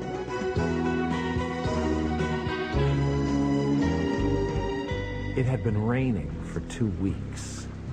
And on this particular dark, depressing morning, even the most optimistic Kitsilano health nuts were giving up early. Their knobby knees were turning as blue as their track shorts as they jogged themselves awake in the pre-dawn gloom. As for me, I was escaping the dampness of my boat tied up at the marina. Sam's cozy law office with its perpetual coffee maker was more to my liking. But before I could reach safe haven, I was intercepted by a worried Mrs. Santos. She was driving an old Honda hatchback with a housekeeping services logo. Mr. Flynn, excuse me? Oh, Mrs. Santos, hi. Have you seen Tony? I've been looking all over for him. No, not lately. Why? I was supposed to pick him up last night at the bus stop near Westgate College. Yes? He wasn't there, and he didn't come home at all. Well, maybe he stayed over with a friend. No, not this day. This morning we had to phone Tony's mother in the Philippines. It's her birthday. What am I going to do? too. I have to go to work. Okay, I'll look around. Last time you saw him, what was he wearing? Like always, jacket, jeans, Blue Jays baseball cap. Right. Oh, my sweet Jesus. What do I say to my sister-in-law if harm has come to her son? Look, I'm sure he's okay, Mrs. Santos. Just leave it with me. Muchas gracias, Mr. Flynn. I guess I was feeling a little guilty. It had been almost a year since I'd looked up Mrs. Santos and her nephew. Tony was one of my boys for a couple of summers when I was a Parks and Recreation counselor. Taught him some crafts and games, took him to a movie now and then, big brother kind of stuff. He must be 19 by now.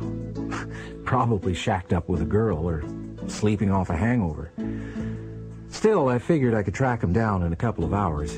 I owed Mrs. Santos that much. Now all I needed was the loan of Sam's car. Don't ask me how you'll get back. You're lucky I'm driving you out here as it is. Well, thanks for the favor. I told you I was switching Sam over to snow tires today. Snow tires in the lower mainland? What? You'd be better off with a set of life preservers. Except for the week or two it snows. Oh, right. Now, how many million did the ICBC have to fork out on fender benders last winter? Okay. Westgate College. And where do I drop you off? Near the bus stop. That's where she was supposed to meet him. I could use a hand. That wasn't the deal, Flynn. Just for a look-see. No. 5 minutes? Flynn. No one in sight at the bus stop. Just a few candy wrappers and cigarette butts around the shelter. I was about to go over to the local student hangout when I caught sight of a faded old sign. It pointed out the danger of a set of rickety steps leading to the beach below. On a hunch, I walked toward the edge of the cliff, Willie in tow. Flynn, I'm getting soaked. Oh, this brush is impossible to get through. Look, I'm going back to the car. No, wait. That open space just off the path, you see it? A baseball cap? That's what he was wearing, a Blue Jays cap. Oh, must have been quite a fan. Look at all these beer cans. Back here. The fence railing is broken through. Watch yourself, Flynn. That's a 150-foot drop. Good God. What is it? Someone at the base of the cliff. Look, hurry, we gotta get down there. Is it Tony? I don't know. Oh, not so fast, Flynn. It's slippery. A stairway of weathered planks zigzagged into the gully leading to the beach. Close by, the cliff face was almost perpendicular with a step of fractured stone pieces along the base. As we reached the bottom of the stairway and moved along the sandy beach, we came to one large block of stone. At once, it reminded me of a sacrificial altar on a Mayan temple, because Tony Santos was lying there on his back where he landed. His dead eyes stared upward in wonderment, as if he couldn't believe this ultimate insult had visited him so early in his young life. Is it him? Yeah, it's Tony. Oh, God, he was so young. It looks like he was drinking up there and fell through the fence. You don't seem that sure. Well, I counted 4 beer tins. I mean, why the hell would he hang around that long? I mean, at night and in the rain? Maybe he was waiting for someone. There's no signs of a scuffle in the brush. Of course, it's all grass up there. Maybe he was waiting and no one showed up. Yeah, could be. Well, the cops are better at sorting out this kind of thing. You got your cellular phone? It's in the car. Oh. Well, phone the police first, then Westgate campus security. They're pretty sensitive about these kinds of things winding up on their doorstep. Are you all right? Yeah. I'll stay down here with Tony. Okay. Oh, Flynn, what about Mrs. Santos? Oh, yeah. And she's going to take it hard. I guess I'll talk to her in person after the coroner gets here. Okay. Back as soon as I can. I found Tony's backpack 10 feet from the impact site. Without disturbing the contents, I checked it out. Textbooks, test papers, a workbook, a chocolate bar, a tin of kokanee beer. I took a cotton jersey from a side pocket and used it to cover the boy's face. I couldn't help thinking of the happy times we'd shared. Why didn't I keep in touch? Then I caught sight of a torn 8x10 photo in some weeds near the rock slab. A bearded man in his 50s. Did this have something to do with Tony's death? It didn't look like it had been there very long, but then maybe it had just blown off a garbage truck. I stuck the fragment in my pocket so I could examine it later. Hey, you! What are you doing down there? This is Max Lowry, head of campus security. He was at the top of the cliff. Oh my God. That Santos woman no sooner reports her nephew missing than someone else is stirring up trouble. This little girl tells me she's a lawyer. Who are you? Name's Flynn, friend of the family. We found him over here. I didn't have a chance to phone it in, Flynn. I'll do that. Well, it looks pretty cut and dried to me. The Santos kid was drinking, fell through the railing at the top. He's dead, all right. But you knew him? I had a couple of run-ins with him at the college, drinking mostly. Last time, he lost his job as a lab assistant. You know, these foreign kids, they can't handle their booze. Well, maybe there was more to it than that. You better mark the site for a police investigation. You telling me my job? Hey, this isn't Westgate campus. It's a public beach. Look, let's not make any more of this than it is, an accident. Just wait in your car. The cops can take your statement when they get here. The man's got a point, Flynn. There's nothing more you can do down here. The cops arrived shortly after we reached the top of the cliff. Like Max, they were just going through the motions. They'd seen it all before. We gave them our statements, waited until Tony's body was taken away in the coroner's wagon, then started back to the office. Flynn? Yeah? What did you find down there on the beach? What did I find? Max the mouth didn't notice, but I did. You put something in your pocket just before we got to the bottom of the stairs. Oh, damn it, I forgot. I was going to give it to the cops. Sure you were. Let's see it. Careful, don't smudge it. Could be prints. A torn photo. Who is the guy? Jeez, Willie! Sorry. Here, take it. I don't know who he is. But, maybe if I make some photocopies and show them around... No. I've got a better idea. Just turn the picture over to the police and close the book on the whole thing. Tony's death wasn't your fault, you know? Willie was right. It wasn't my fault. But I still made copies of the torn picture before I turned it over to the cops. I knew they'd just stick it in a dead-end file as soon as I left. The preliminary report from the coroner concurred with the police investigation. Tony's blood alcohol count was 1.4. Verdict, accidental death. After the initial shock, even Mrs. Santos was reconciled. I drove her to the airport to accompany Tony's body home to the Philippines. It's God's will, Mr. Flynn. Whatever happened, we have to accept it. I come to Canada and worked 10 long years to help my family. I say to myself, Tony's the one to make something of himself. Well, he did the best he could, Mrs. Santos. I wanted so much for him, but God had other plans. Well, maybe some other member of your family back in the Philippines. I don't think so. I'll give Tony's sins to his family, then wait for a sign. Maybe I'll come back to Canada. Maybe not. Well, I'm sorry it worked out this way. Maybe if I'd stayed in touch... You are a good friend, Mr. Flynn. Why, I should have asked you if you want something of Tony's. A souvenir. Maybe the new CD player that made him so happy. New CD player? I thought he'd lost his job. I did also. But see, I have his bank book.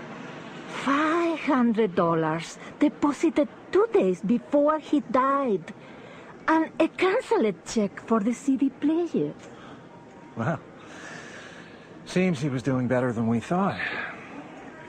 Your plane leaves from gate 12. Here, I'll carry your bag. Well, what do you mean it's a jigsaw puzzle? The coroner ruled it an accident, didn't they? Still too many loose ends. Such as? Well, the $500 Tony deposited in his account just before he died. It could have been his last paycheck. Well, what else?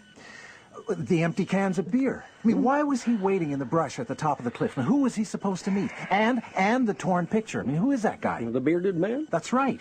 See, I've shown a copy to Tony's teachers at the college and some of the students, even checked with the publicity people. No one could identify him. Not even Max Lowry? The security chief at Westgate? Yeah, he seemed to know more than he was letting on. Well, I haven't shown it to him yet. Why? Well, it has to be the right moment. He's the only suspect I got. Well, it seems to me, Flynn, you're just throwing a bunch of random pieces of information at the wall and trying to make a story out of what sticks to it. No, I'm not. Yeah, but you are.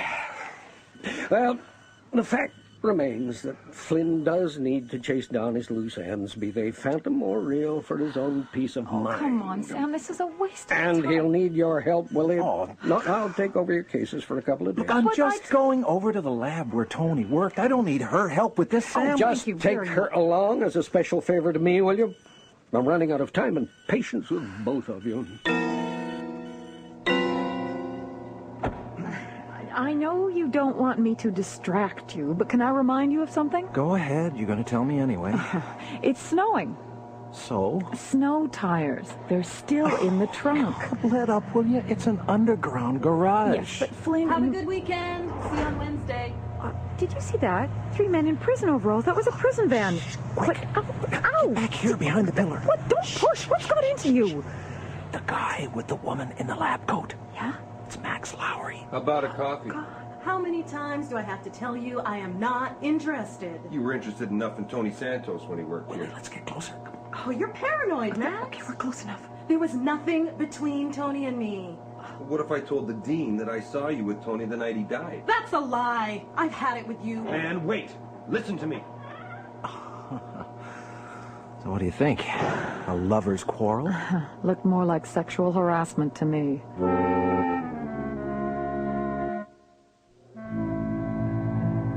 You sure this is the right lab? Positive. Lab 4A, polygraph research.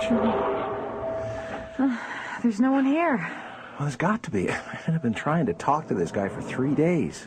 Left messages everywhere. Dr. Kynes? Yeah, that's him. Oh, name card on the desk over there. Dr. Rudolph Kynes, an American visiting professor in psychology at Westgate College, Tony's former boss. The larger control room contained an array of computers hardwired to an impressive recording device. It looked like an oversized EKG monitor, or something used to track an earthquake. Ink pens were poised like skeletal fingers, ready to record their erratic patterns once the machine was activated. That you, Mr. Flynn? I am tidying up back here in the isolation chamber. Be right with you. That's okay. Take your time. I could see someone through the window of the chamber at the end of the control room. A slight man with sharp features, dressed in a white lab coat. Ah, there you are. Sorry to have held you up. You just missed a good show. The men in the prison van downstairs? W.P. Green, my associate. Hello. That's right, Ms. Green. Convicted sociopaths, confidence men, shyster lawyers, that ilk. No conscience. Huh. Using professional liars to beat the system. Strangely enough, some of them seem to enjoy the challenge. It's like a game to them, trying to fool the polygraph. And how often do they fake you out? Not too often. This unit is one of the most sensitive devices ever designed. You and Flynn here should try it out sometime. I thought your research was classified. It is. I mean, the results of the experiments and the like. Hypnosis, using drugs to precondition a subject, that sort of thing. But not a simple polygraph test. That could be interesting. We'll run a test when my lab assistant gets back. It'll make a believer out of you. While we're waiting, could I check a couple of things with you? Certainly. Your message mentioned the Santos boy. A real tragedy. Well, I'm a friend of the family. I just wanted to tie up some loose ends. Yes, well, he was a bright student, Tony, but I'm afraid he spent too much time in the fast lane. The old story, drank too much, became unreliable. I had to let him go. Your present lab assistant, was she working for you then? Ann Mentor, yes. She's doing postgraduate studies. Tony was just a student helper. Could you take a look at this torn photo? Certainly. Man with a beard. Should I know him? It's another loose end. I'm afraid I can't help you, sorry. Dr. Kynes, we have to do something about Max Lowry. He is turning into a real nuisance. Oh, I'm sorry. I thought you were alone. This is Flynn and Ms. Green. They were asking about Tony. Oh, yes. That was terrible what happened. Show her the picture. Oh, right. Have you seen this man? I don't think so. Who is he? Well, no one seems to know, but he could be connected to Tony's death. But wasn't that an accident? The police and the coroner seem to think so. And Max Lowry. You know Max? I hope he's not a friend. Friend? No, I don't think so. What say we leave the problem with Max to another time? I've promised these people a demonstration of the new polygraph machine. Good idea. Who's the subject? Yeah, I'll watch from the control room. Well, then you better come along with me to the isolation chamber, Flynn. Me? Yeah, okay. Can they hear us in there? Nope, the intercom is switched off. Good. I want to keep this just between you and me. I don't understand. Was there something going on between you and Tony Santos? We heard what Max said to you down in the parking garage. No, that's just a figment of Max's imagination. Tony was working on a paper for his psych course. I had coffee with him a couple of times. I gave him some pointers. So no relationship? No. Tony was just a kid. He was pretty immature. And Max Lowry? Bordering on paranoid delusional. Okay. Maybe I should mind my own business. So, what's going to happen to Flynn? It's really quite straightforward. Now, you see those sensors Dr. Kynes is fixing to your friend? The wires with the little suckers attached? Mm-hmm. Plus the Velcro sensors on the fingers. Now, they're all linked to the polygraph machine. The pens track variations on the graph paper as the test progresses. Here, I'll just turn this on at slow speed. You see the lines are flat. The test hasn't started yet? No, not until Dr. Kynes tells me to mark it. What do these sensors record? The top channel records heart rate. Now, we call it cardiotach. The next two measure skin conductance, then respiration. And at the bottom, we have brainwave patterns. Interesting. Oh, look. One line's jumping a little. Yes, that's strange. It's a negative response. Dr. Kynes is holding a finger sensor. He must be demonstrating something. Yes, at Boston College. I'm wrapping up the research project here, so you see, as a visiting professor, I can't get involved in this Max Lowry business. Right. We're ready, Dr. Kynes. Oh, and, yes, be right with you. Now, that's the last finger sensor. Okay. Only half a volt, Flynn. Nothing to worry about. Half a volt? Just measuring changes between the two electrodes. Secretion of the eccrine glands. It's triggered through a series of stages by activity in the frontal lobe of the brain, fear, excitement, other manifestations. Right. Shall we start? Okay, fire away. All right, Anne, mark the start point with Flynn's name. Start marked. Now, usually, our control question when we're dealing with a suspected criminal is, did you ever commit a crime before age 18? Oh, look at that, even before he answers. Dr. Kynes, we've got major fluctuations on all channels. Interesting. I'm just nervous, that's all. Maybe I don't know, stole a little candy or something. Nothing serious. Sure, of course. Let's try another line of questioning. The picture you just showed me, do you know this man? No. Do you think he had anything to do with Tony's accident? Maybe. You have to answer yes or no. I'm sorry, I don't know. That's all right. We'll try something else. It was priceless, Sam. Look at the printout. The polygraph nailed him right off the top. Any Asian court would have convicted him. It was a trick to break the tension. Right. But why the casual questions about the picture of the bearded man? What do you mean? Well, it was almost as if he was trying to find out if I was hiding something. Well, probably just testing his new software. You know, that's where the payoff will be. Not in third world courts, no. But with big business screening employees to prevent industrial espionage. Hey, wait a minute. Hey, look, what's this wavy line just before they started my test? Oh, Anne said it was a negative reading. She said Dr. Kynes was holding one of the leads. Well, you mean Dr. Kynes was caught in a lie by his own machine? Oh, no, he was just talking to Flynn. Yeah, but there's the interesting point now. Now, what was he talking about? Oh, as he put on the sensors? Well, I don't know. He told me how the polygraph tied into the computer. Oh, yeah. I asked him where he came from. Oh, yeah, we heard the part about Boston College and his being a visiting professor here. Boston College? Uh-huh. Why would you lie about that? Well, why don't we fax Boston and find out? That's a good idea. An hour later, Boston College answered our request. The short biography outlined Dr. Rudolph Kine's scholastic accomplishments. Were we on a wild goose chase? Then the fax operator added a notation. Oh, look, here's the second page.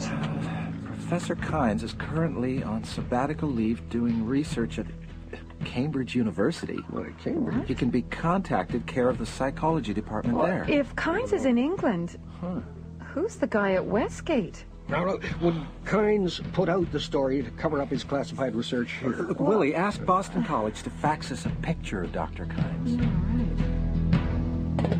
A few minutes later, we had our answer. A black and white photo slowly edged its way out of the fax machine. The bearded man. The real Dr. Kynes. You've been playing games with an imposter. Worse than that, Sam. He's probably a murderer. Well, come on, Willie, we gotta get out to the polygraph lab. Slow down, Flynn. Roads are slippery. Not as slippery as the professor. He must be getting ready to skip. Why pretend to be someone else? No, to gain access to the secret research. He must be a scientist, though. Maybe he worked with the real Dr. Kynes at some time. He knows enough to be able to rip off the software and sell it to the highest bidder. Here's the psychology building. I'll park in the underground garage. Oh, Flynn, there's a car coming out!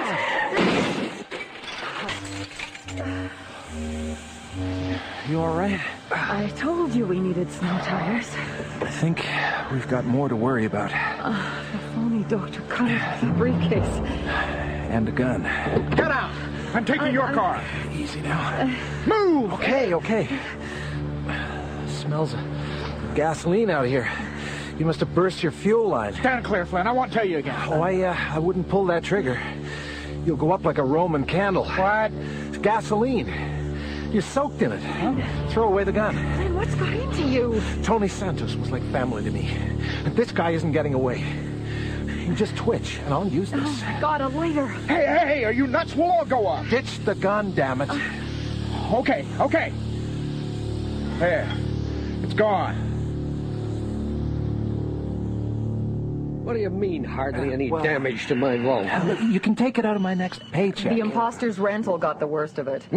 Oh, so he was skipping out, just like you figured. Well, the torn picture of the real Dr. Kynes really spooked him. He knew we were getting too close. It took him a little while to download the research. The floppy disks and printouts were in his briefcase. Yeah, see, with that evidence, plus our information from Boston College, the cops didn't have much trouble breaking his story. His real name is Harold Barnes, and he's a computer data thief. Well, did he admit to killing Tony? Well, he fudged about whether Tony fell or was pushed, but they were fighting over the picture, all right. See, Tony came across it while he was doing some research on polygraphs. He threatened to expose Barnes unless he gave Tony his job back. All that needless violence. Well, it would have been worse if Flynn's bluff had backfired. What bluff? It was nothing. Oh, taking quite a risk, weren't you? Threatening him with a lighter? With all that gas around? What lighter? Look, all I had was a Pez dispenser. What? See? You had... You were bluffing with a candy dispenser? Oh, Flynn, you're mad. Well, it worked, didn't it? Oh.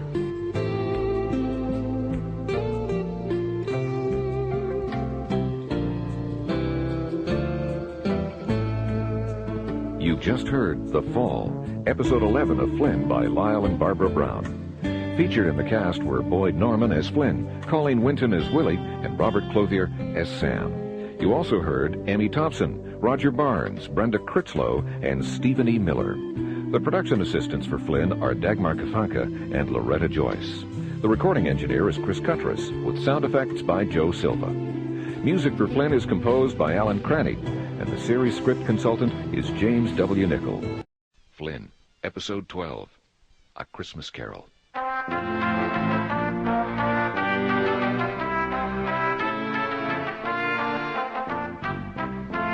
Greyhound from Toronto, Winnipeg, 32-year-old Megan Carney, 8 months pregnant, and in the company of her 10-year-old son, David, was looking for a final chance to put her life back together. One of those Christmas miracles we read about at this time of year. Only this time, her expectations were about to be dashed. Oh, thank the Lord we're here at last. Oh, my back is killing me. Dad's not gonna like it. Us just showing up like this. The family together for Christmas?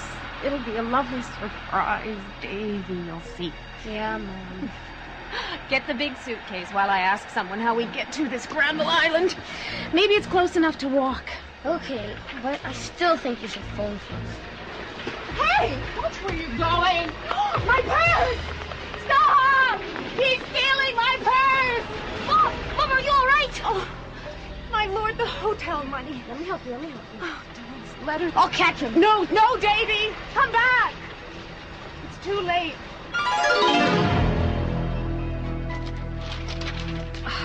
Can you believe this? Disgusting. And right before the holidays. Oh, what happened? The Grinch steal Christmas again? Now, Flynn, it's probably not the No, best time he's to- right, Sam. Flynn may be insensitive and communicate in cartoon metaphors, but he's close to the mark. Excuse me? After all, Megan Carney did have her Christmas taken away. Who the hell is Megan Carney? Just the pregnant woman who had her purse stolen as she stepped off a bus yesterday. Oh. She'd traveled over 3,000 miles to be with her husband for Christmas. And welcome to Vancouver. How can we let these kind of things happen? Come on, Willie, this is the big city. It happens every day. So that's an excuse to do nothing? Well, not for me, it isn't. Where are you going? To the hospital. Megan probably needs help. Megan, you don't even know the woman. I'll introduce myself. Well, what about decorating the boat? What was all that about? Christmas brings back memories. Lost your parents just a few days before Christmas, almost, 20 years ago. Oh, the car accident. Yeah, I forgot. Yeah, well, she hasn't.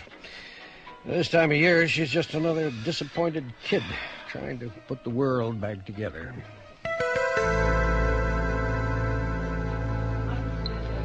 Mrs. Carney? Yes? I'm W.P. Green.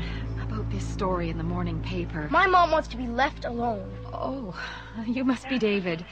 I'm just here to see what I can do, David. Looking for another human interest angle. What are we, the Christmas flavor of the month? No, you've got it wrong, Mrs. Carney. I'm not a journalist. I'm a lawyer. Can't afford a lawyer. I can't even afford a place for my son and me to sleep once we get out of here. Well, I checked with the hospital social worker, Miss Page. She's put in a request to Family Services for emergency aid. Don't believe in charity. Still have a $50 bill pinned to my brassiere. My dad'll take care of things once he knows we're here. Oh, he must be worried. Maybe I could contact him and bring him to the hospital. No need. I'm checking out of here in a couple of hours. We can handle Oh, it. that soon? But I heard you fell when the thief snatched your purse. I did. But the baby's all right. They gave me an ultrasound. Good. Shouldn't you be going now? Davy, mind your manners. What right does she have to butt into our business? Davy! It's all right, Mrs. Carney. The last thing I want to do is intrude. I'll let you rest. Here's my card if you want to reach me. I'm so sorry about what happened. Yes. Well, thanks for caring. Sorry we got off on the wrong foot. That's all right. Contact me if you need help. Bye. Bye. Mom, I don't think she's a real lawyer. She could be one of them. Don't go squirrely on me, Davy. You'll make matters worse jumping at shadows. Just settle down and let me do the thinking. Whatever was going on between Willie and her new friends didn't concern me at the time. Sam and I were too busy to be diverted by anything as trivial as a purse snatching. The Carol Boat Festival was starting on the weekend. We had to get ready for several nights of parading our illuminated boats out of False Creek into English Bay and beyond. A special West Coast way of marking the Yuletide season. Sam, yeah? Give me more slack on the top string of lights, will you? Oh, yeah, okay. There, is that better? Yeah, that does it. All right, I'll tape the angel to the masthead later. Okay. Coming down. Yeah, well, are you going to spend Christmas with your mother this year? No. I had the obligatory turkey dinner last week. I saw Mother off for Arizona with the rest of her snowbird pals. Well, you're welcome to join Willie and me. Oh, thanks. What can I bring? Not that! Hey, lower the volume, Eddie! What? It's too loud! Too loud? Okay!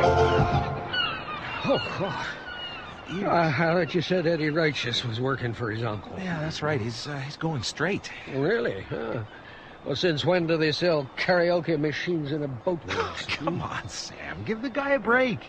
That's a loaner from one of Eddie's friends, the guy who ran a bar. Sure he did. Okay, play Scrooge if you have to. Right you are, Cratchit. All the way back to the office. Bah humbug. Not many people believed Eddie Righteous could go straight. Even I was a little uncertain, and I'd known him for close to 10 years. As a scam artist, ticket scalper, dealer. Not the kind of guy you hang out with. But in one respect, I admired the guy. He'd put aside the fast, shady life for a reason. To get back together with his ex-wife and 2 kids. The trouble was, he'd tried it before. Just wanted to make sure you had enough juice. Some of these little CD players the other boats are using, you can't hear worth spit. Yeah, just promise me this isn't hot. Oh, come on, Flynn. Would I do that to a friend? It's Christmas. So there's nothing in it for you. Butkus. Nada zilch. How many times I gotta tell you? Sorry, I can't get used to you not having an angle. My only angle right now is to give my kids the best Christmas they ever had. No broken promises, no missing Santa Claus. What are you planning? Well, I was hoping to take everybody down to Disneyland. But since I've stopped dealing, I don't have the bread. Well, I wish I could help you, but I'm a little short myself. Hey, I didn't ask, did I? But there is something. It just came to me. Oh, no kidding. Well, what? You think the kids could come out with you? Like on the Blarney Boy? You know, the Parade of Carol boats? That's no big deal. Oh, would be for them. I don't know. Maybe. But on one condition. Condition? What condition? Can they sing? Oh, like angels. Okay, it's a deal. Thanks, Flynn. Boy, I can't wait to tell them. They'll flip. Oh, well, I don't think my ex will be coming. She gets seasick. We'll take an extra bucket just in case. As I walked back to Sam's place, perched up on the slope overlooking False Creek, I noticed a glimmer of Christmas tree lights from the living quarters upstairs. Willie and Sam must be having lunch. Maybe I could join them. I walked upstairs and opened the door.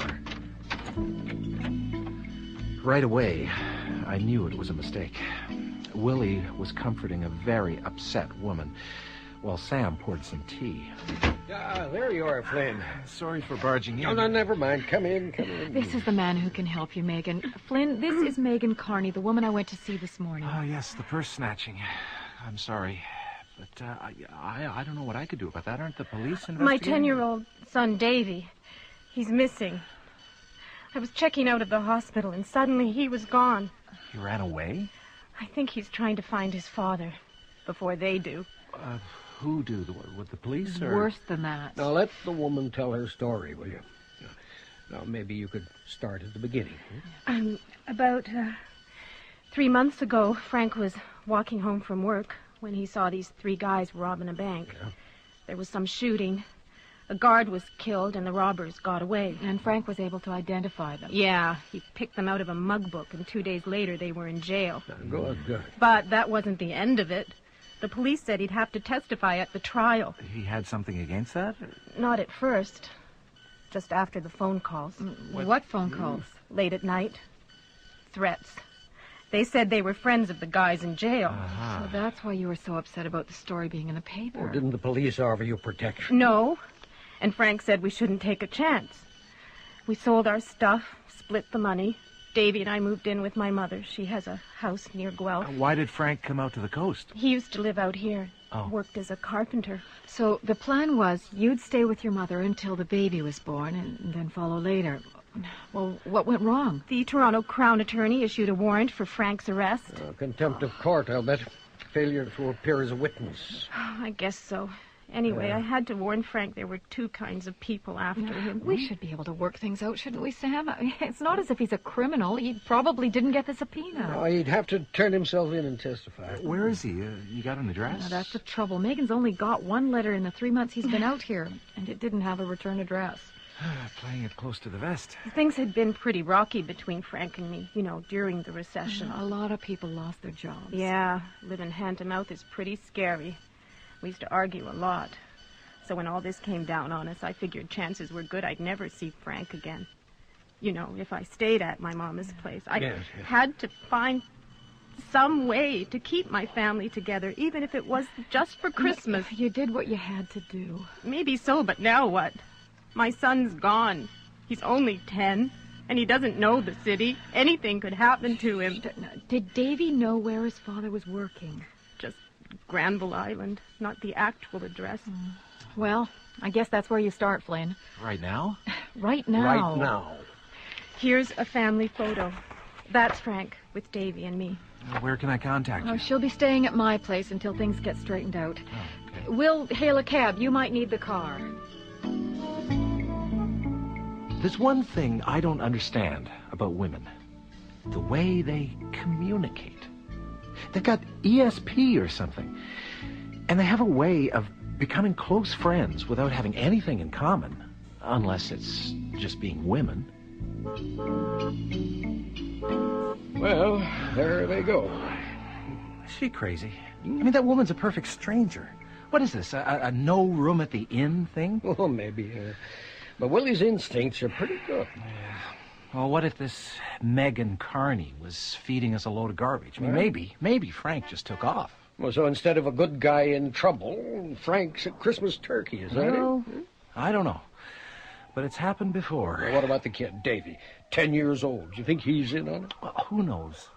I just hope it's not another one of those family squabbles. I mean, they're the worst, especially during the holidays. Yeah, well, just give it a try, will you? For Willie's sake. I parked Sam's car near the public market and spent the rest of the afternoon checking out every place that might have needed some carpenter work during the past few months. I drew a blank. You'd be surprised how many do-it-yourselfers there are around here. So I wound up at the old boat works where Eddie worked. Hi, Eddie. You got a minute? Sure, what's happening? You ever see these people around the island? Family photo, eh? Mm-hmm. Hey, this kid was here looking for his old man. Yeah? When? I don't know, a couple hours ago, maybe. Where did he go? I was busy. I didn't pay much attention. Something wrong, Flynn? Eddie in trouble again? Come on, Uncle Steve. Ease up, will you? Hey, come on. Learn to take a joke, nephew. You'll live longer. What's the picture? I'm looking for a man and his son. Huh. Oh, that's easy. The guy's Frank Carney. He and 2 other carpenters put in some petitions for me. When was that? Well, about a month ago. Do you know where he lives? Yeah, well, the 3 of them shared a room in one of those rundown hotels near the bridge. Yeah? I don't think they're there now, though. They said they were moving on. Where to?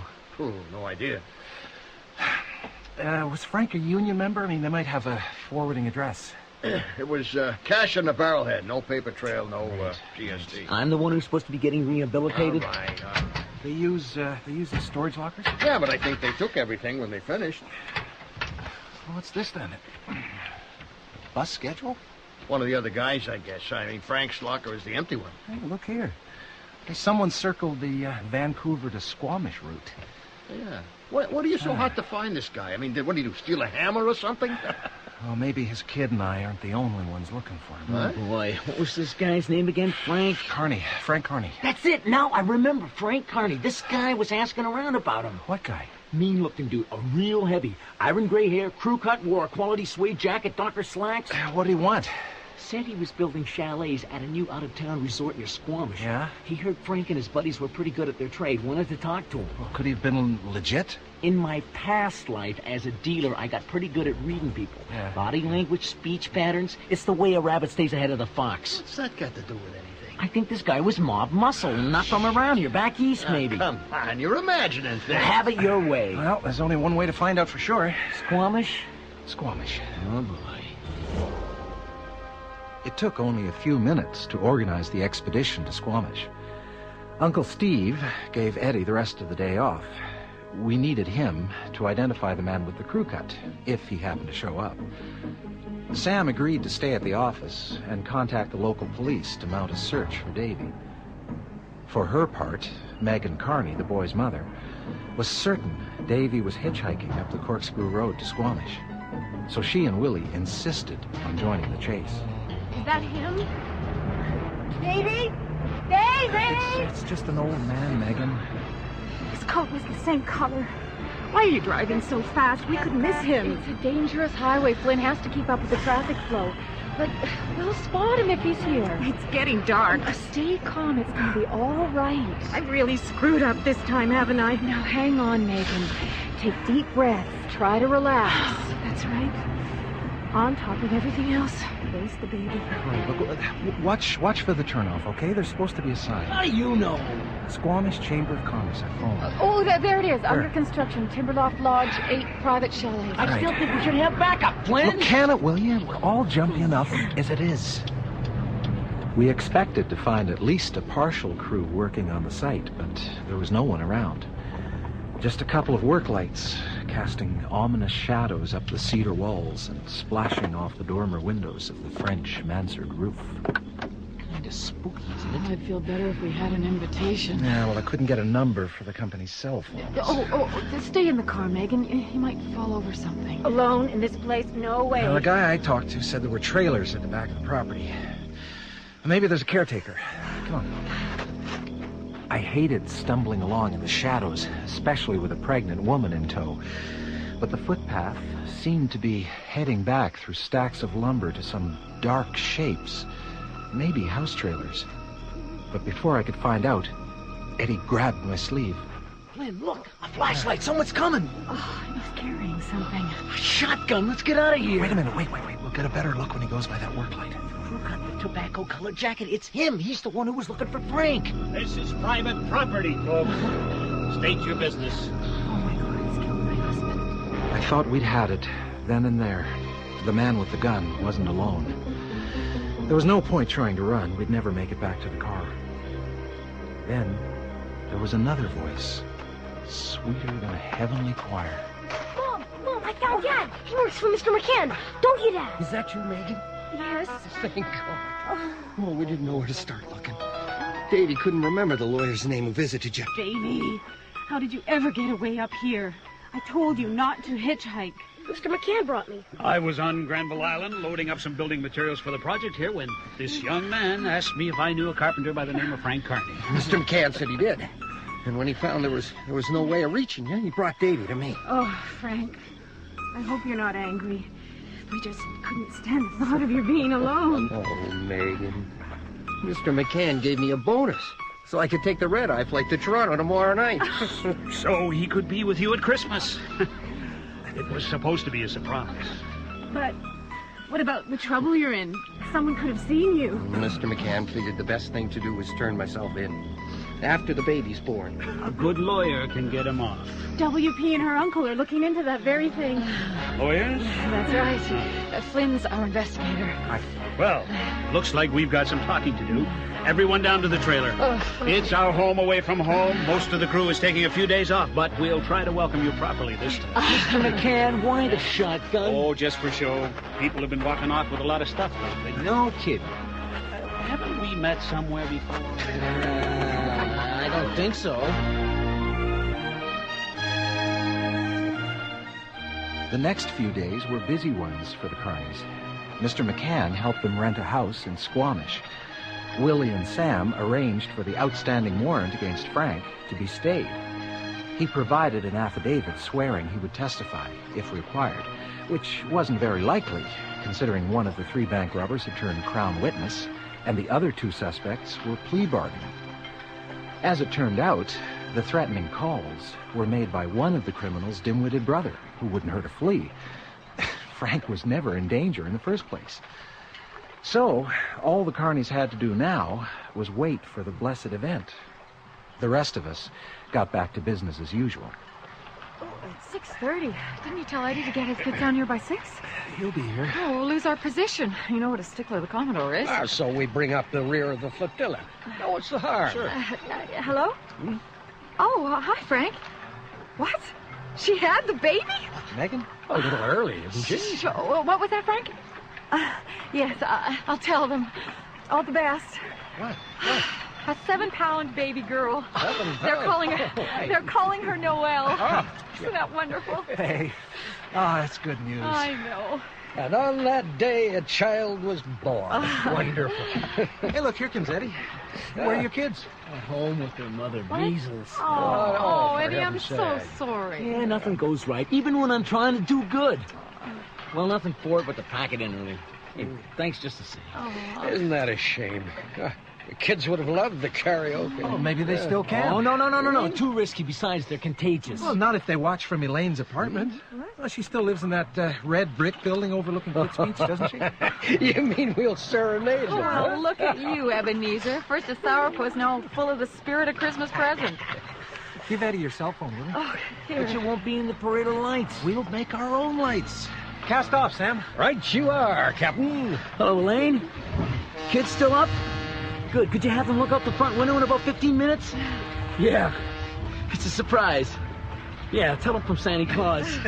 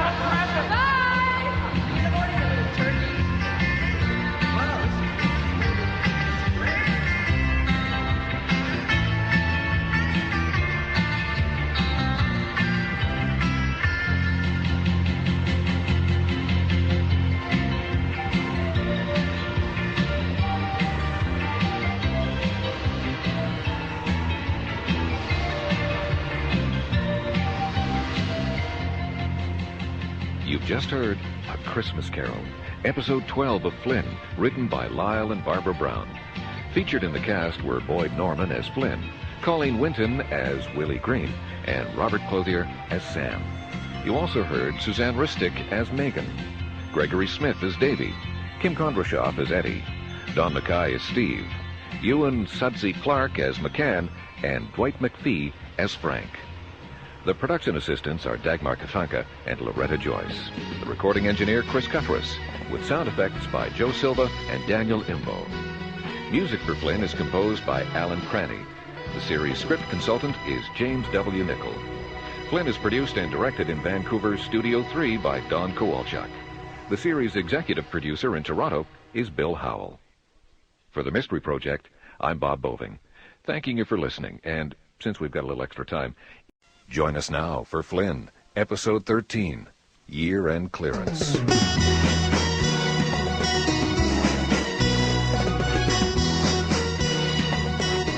To most people, New Year's is a time to party and auld lang syne.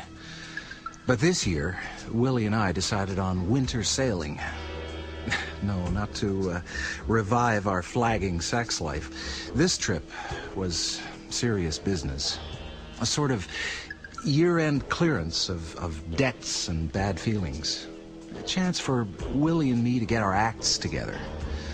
You know, confront the big C. Commitment. And find out where we go from here.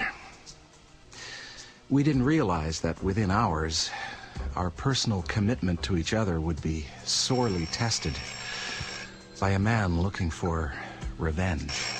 I'll get it, Beth. Hello? Yes, I'm Kurt Lister. You got what I wanted? Hang on, let me write this down. Yeah, sloop. Damage to the bow. Repaired the first week in November. What's his name and owner? Blarney Boy. Owner Michael Flynn, Granville Island Marina. Yes, it could be the one. You're very helpful. I'll mail you a check. Who was it, Kurt? Wrong number. But I heard you talking to someone. Just leave me alone, Beth. I can't. All those hours down there in the workshop. It's not good for you. Yeah. I know it's hard. But we have to make a new start. Kurt? Yeah, okay. I'll be up in a few minutes. Have to check out something first. I'll make some fresh coffee. Yeah, okay. Let's see. West Coast sailing, boat rentals, sloops. Yeah, here we are. The Blarney Boy. Well, Michael Flynn, batten down your hatches. It's payback time.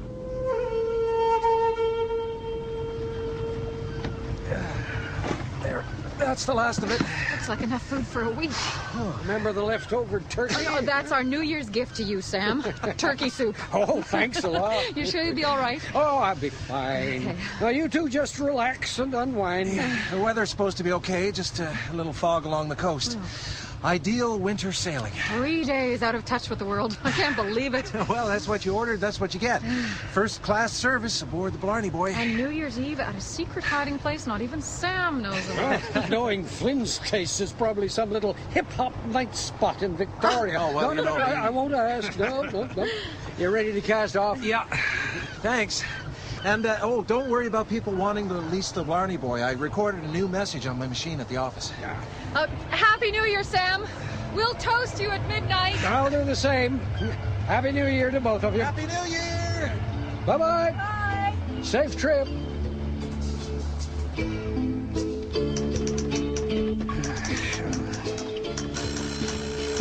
No. Green and Associates. Sam, this is Kaz. Well. You know where Flynn is? It's Coast Guard business. Well, afraid you missed him. Left about 3 hours ago. You take the boat? Yeah. Was something wrong? I don't know for sure. I got a call from this woman I know, victim of a boating accident back in October. Flynn was in an accident? No idea. But I think we should speak to her. Her husband's gone off the deep end. She thinks he could be after your man.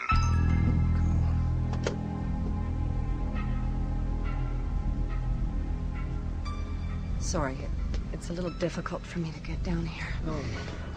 To Kurt's workshop since the accident. You're doing fine, Mrs. Lister. I wanted to show you this West Coast Sailing magazine. On that page. The ad. Oh, Blarney Boy. Mm-hmm. Oh, that's Flynn's boat. Leases it out now and then. See how it's circled in red? Yeah. He did that with the others, too. Others? I don't understand.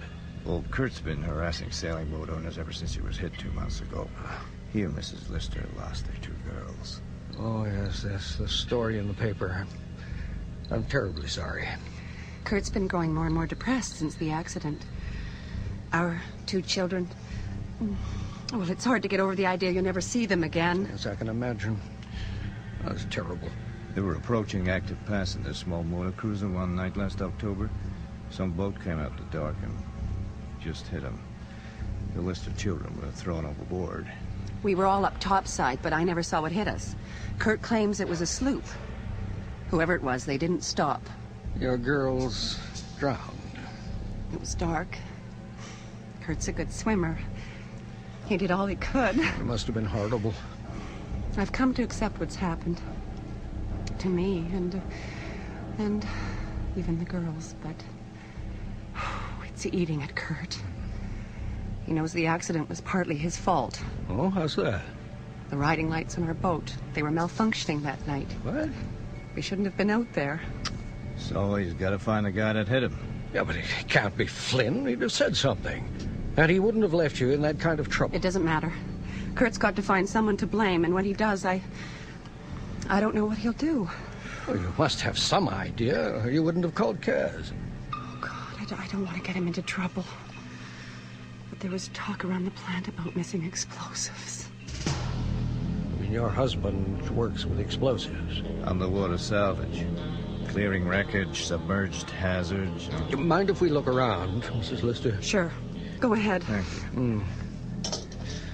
And look, Hey, look at these bits of electronic cable in the wastebasket and the plastic bag. Let's see that. Yeah. What's wrong?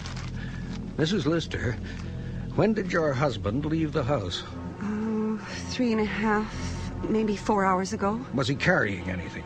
A small canvas shoulder bag. Always took it with him on the boat. Your boat's still tied up at the salvage company dock? Yes, but Kurt hasn't been near the boat since the accident. Maybe he has now.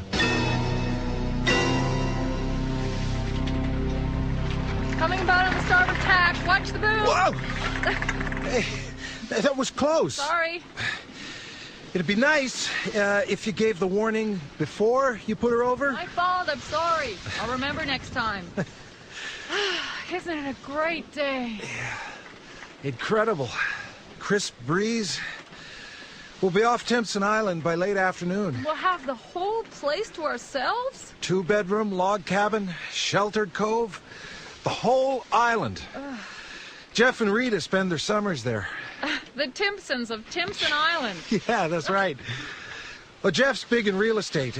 Thought he'd like to own a small chunk of rock. But you said he leased Blarney Boy. Surely he has a boat of his own. Oh, yeah, he has. It's a 35-foot cabin cruiser. Rita's pride and joy. Oh, I get it. Rita's part of the stinkpot Navy. Jeff's the sailor. Yeah, heart and soul. Well, he's still trying to win Rita over. What did you do to get on their good side? What, you mean the cabin? Well, we're friends, that's all. When we get there, remind me to drink a toast to absent friends. Here's to Jeff and Rita. Wherever they are. Watch the boat. You know, I think you do that on purpose, don't you? Yeah, Kurt keeps the boat down here. Little cabin cruiser. That one? Yeah. Kurt! It's Kaz. You here? Kurt! Oh, no sign of him. Maybe you cooled off, huh? Went back home? Well, whatever the case, we've got a breather. Flynn's long gone. You should be warned anyway. What's his radio frequency? No, I'm afraid that won't help. His transceiver's in the repair shop. When will he be back then? Oh, 3 days. Yeah, well, that should give us time to get a line on Kurt. I'm going to have to get the police involved again. RCMP Forensics can check out the plastic bag and the wire clippings. Yeah, okay. Anything more I can do? Yeah. Check Flynn's records, will you? Okay. Something might connect him to Kurt Lister. Come on. I'll drop you off on my way to the cop shop.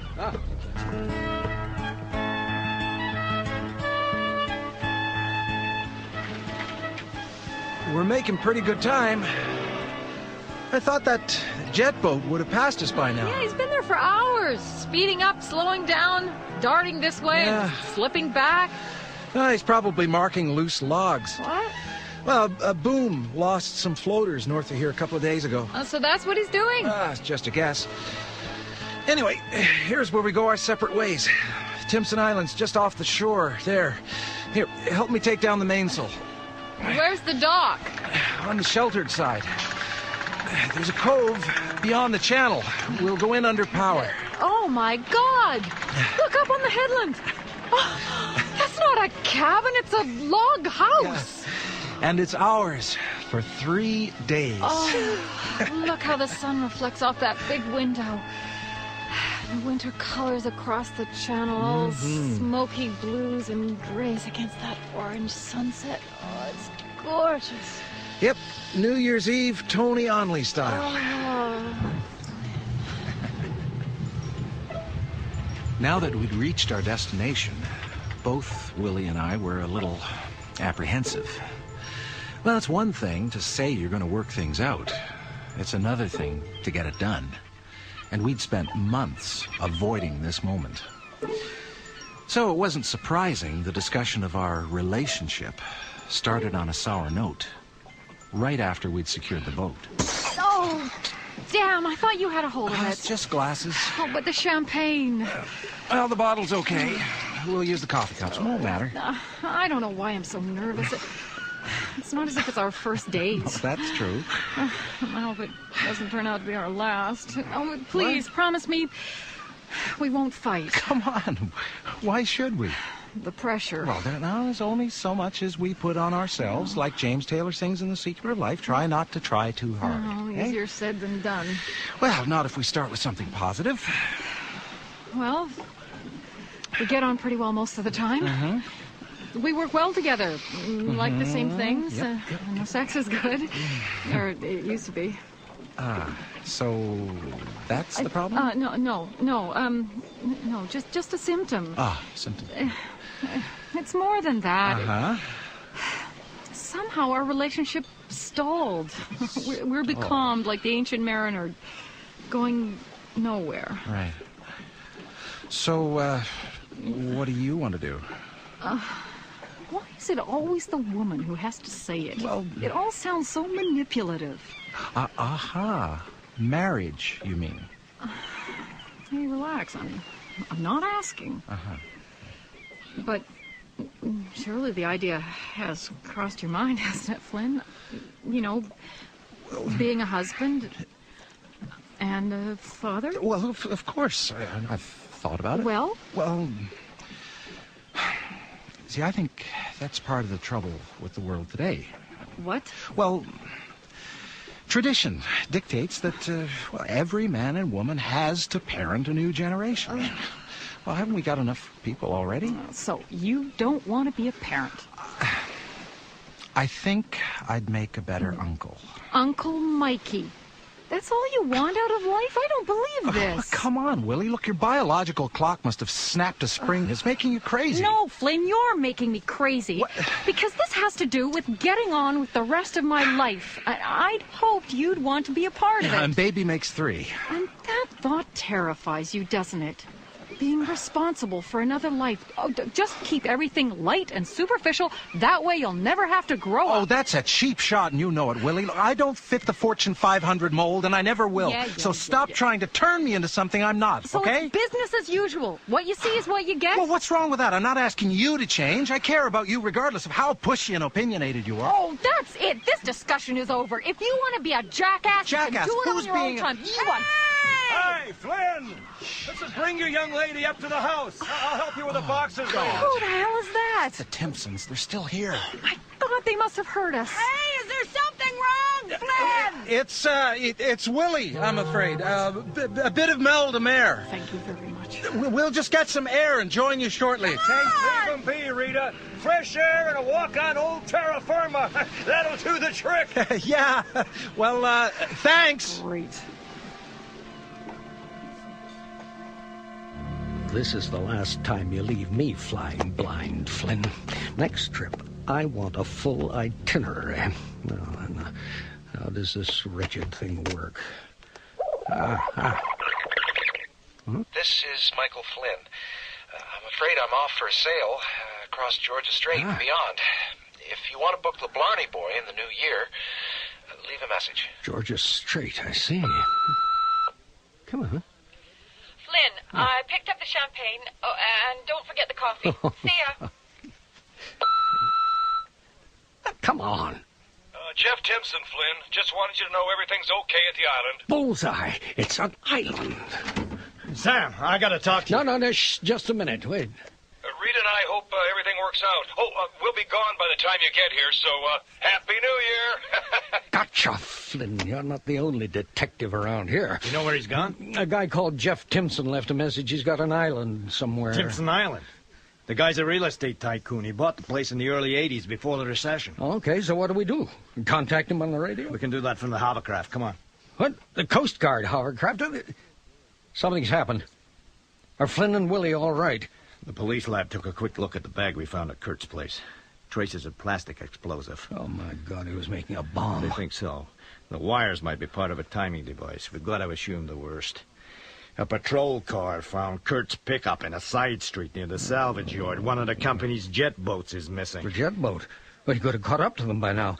How fast is the hovercraft? 70 miles an hour and a light chop. Well, wouldn't a chopper be faster? Weather's socking in. Don't worry, we'll get there first. Kurt doesn't know where to look. Yeah. Come on, what are you doing? We gotta get going here. No, there's one more message on Flynn's machine. Come on. Sam. That's all right, Flynn. Your message tells me all I needed to know. That's him. That's Kurt. And he knows the general direction Blarney Boy's headed.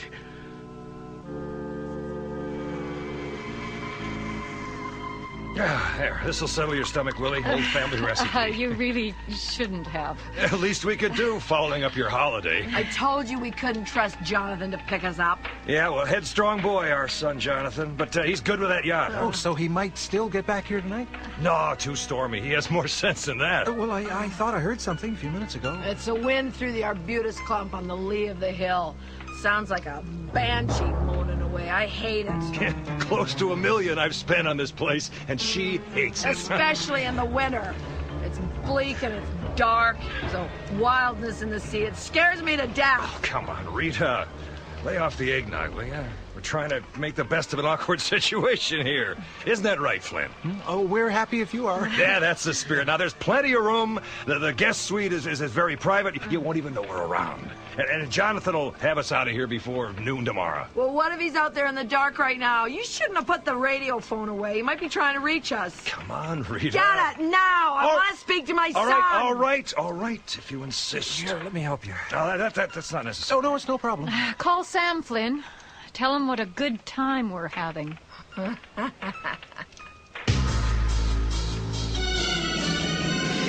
Coast Guard to Timpson Island. Coast Guard to Timpson Island. Do you read? Over. Come on, answer. The man shut down. How long before we get there? Half an hour. It's just across the strait. Well, keep trying. Coast Guard to Timpson Island. We have an urgent message from Michael Flynn. Do you read? Over.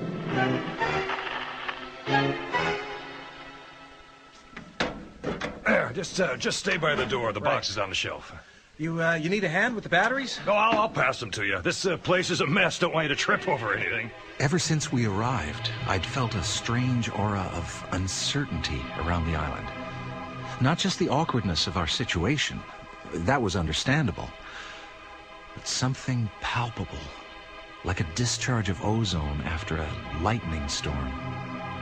While I didn't know Jeff and Rita very well, I sensed they were caught up in some kind of nervous anticipation. Even the way Jeff was fidgeting with the tarp covering the boxes. I'm a pack rat. Never throw anything away. Sure. What's that metal piece? It looks like some bow railing. Oh, it's nothing. Here's the battery pack. Well, let's go. That's the section you replaced off the Blarney Boy, isn't it? Why keep that? Oh, just to remind me to watch for snags the next time I go up to Queen's Reach. Hey, thanks, by the way, for letting me have it repaired on a QT. Don't want to upset my insurance company. But there's paint on the crumpled section. What the hell's that? Sounded like a star shell. Come on, someone's in trouble.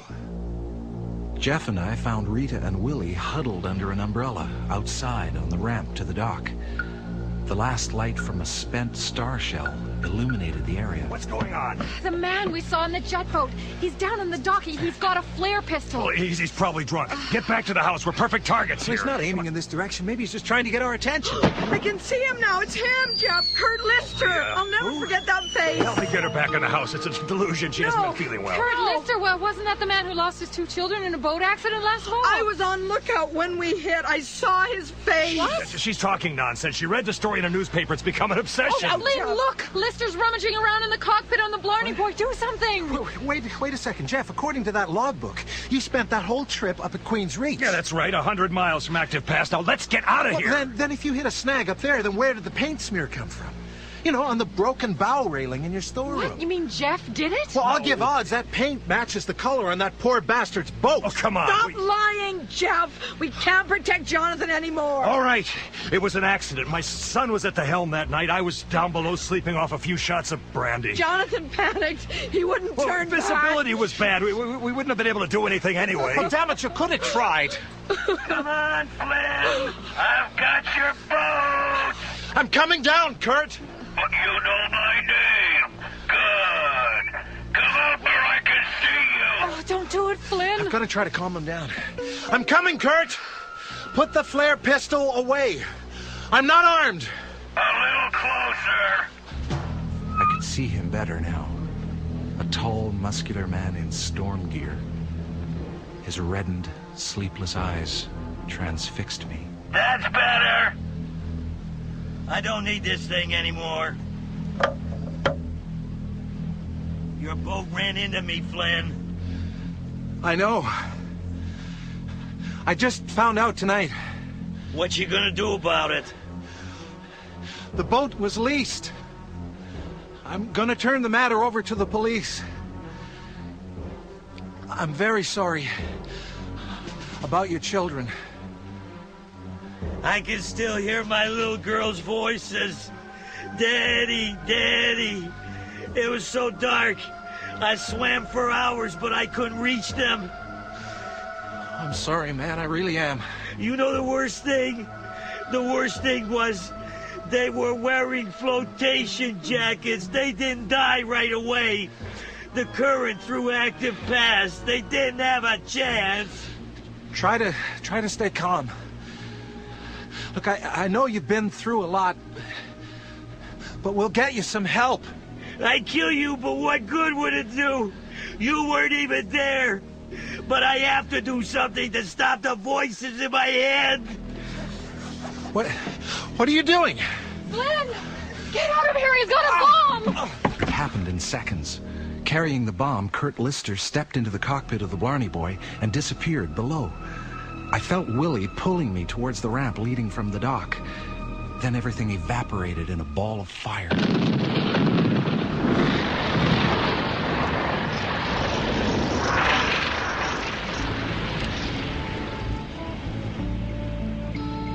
I woke up about 20 minutes later in a Coast Guard hovercraft. Beside me on a separate stretcher was the motionless form of Willie. Her face was dead white, an ugly purple welt over her right eye. She's all right, Flynn. Just a slight concussion. You both had a pretty close call. What about Kurt Lister? Gone, along with the Blarney Boy. Oh, and everything I own. Willie. Head. Sam, where are we? On a Coast Guard hovercraft. You'll be in hospital shortly. Yeah, I'll tell Kaz you're awake. You all right, Willie? I got a champagne headache without the champagne. I guess we missed New Year's. Yeah. Thanks for what you did back there. What are friends for? Well, that's just the point. I mean, I've been such a jerk. You know, I'm beginning to realize I've just been surfboarding through life, just thinking of myself, you know. I mean, just look at Jeff Timpson, trying to protect his son. And Kurt Lister, destroyed by the loss of his girls. Misguided or not, they cared and they stuck to their commitment. I can't believe my ears. You actually used the C word? Oh, New Year's resolution. Being more sensitive to other people's needs. Let's talk about it tomorrow. Right now, I'd settle for a kiss. What's wrong? Oh. Stretcher's tipping.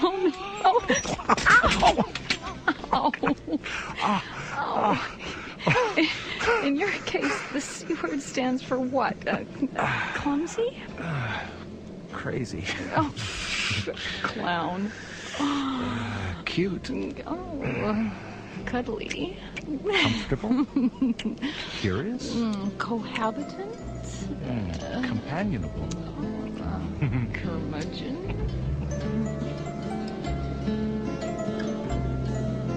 You've just heard Year-End Clearance, Episode 13 of Flynn by Lyle and Barbara Brown.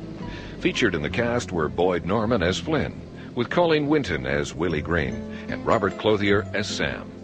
You also heard Alec Willows as Kurt Lister, Wendy Noel as Beth Lister, Dale Wilson as Jeff Timpson, Nikki Cavendish as Rita Timpson, and Duncan Fraser as Kaz. The recording engineer was Chris Cuttress, with sound effects by Joe Silva. The production assistants, Dagmar Kafanka and Loretta Joyce. Music for Flynn was composed by Alan Cranny, and the series script consultant is James W. Nichol.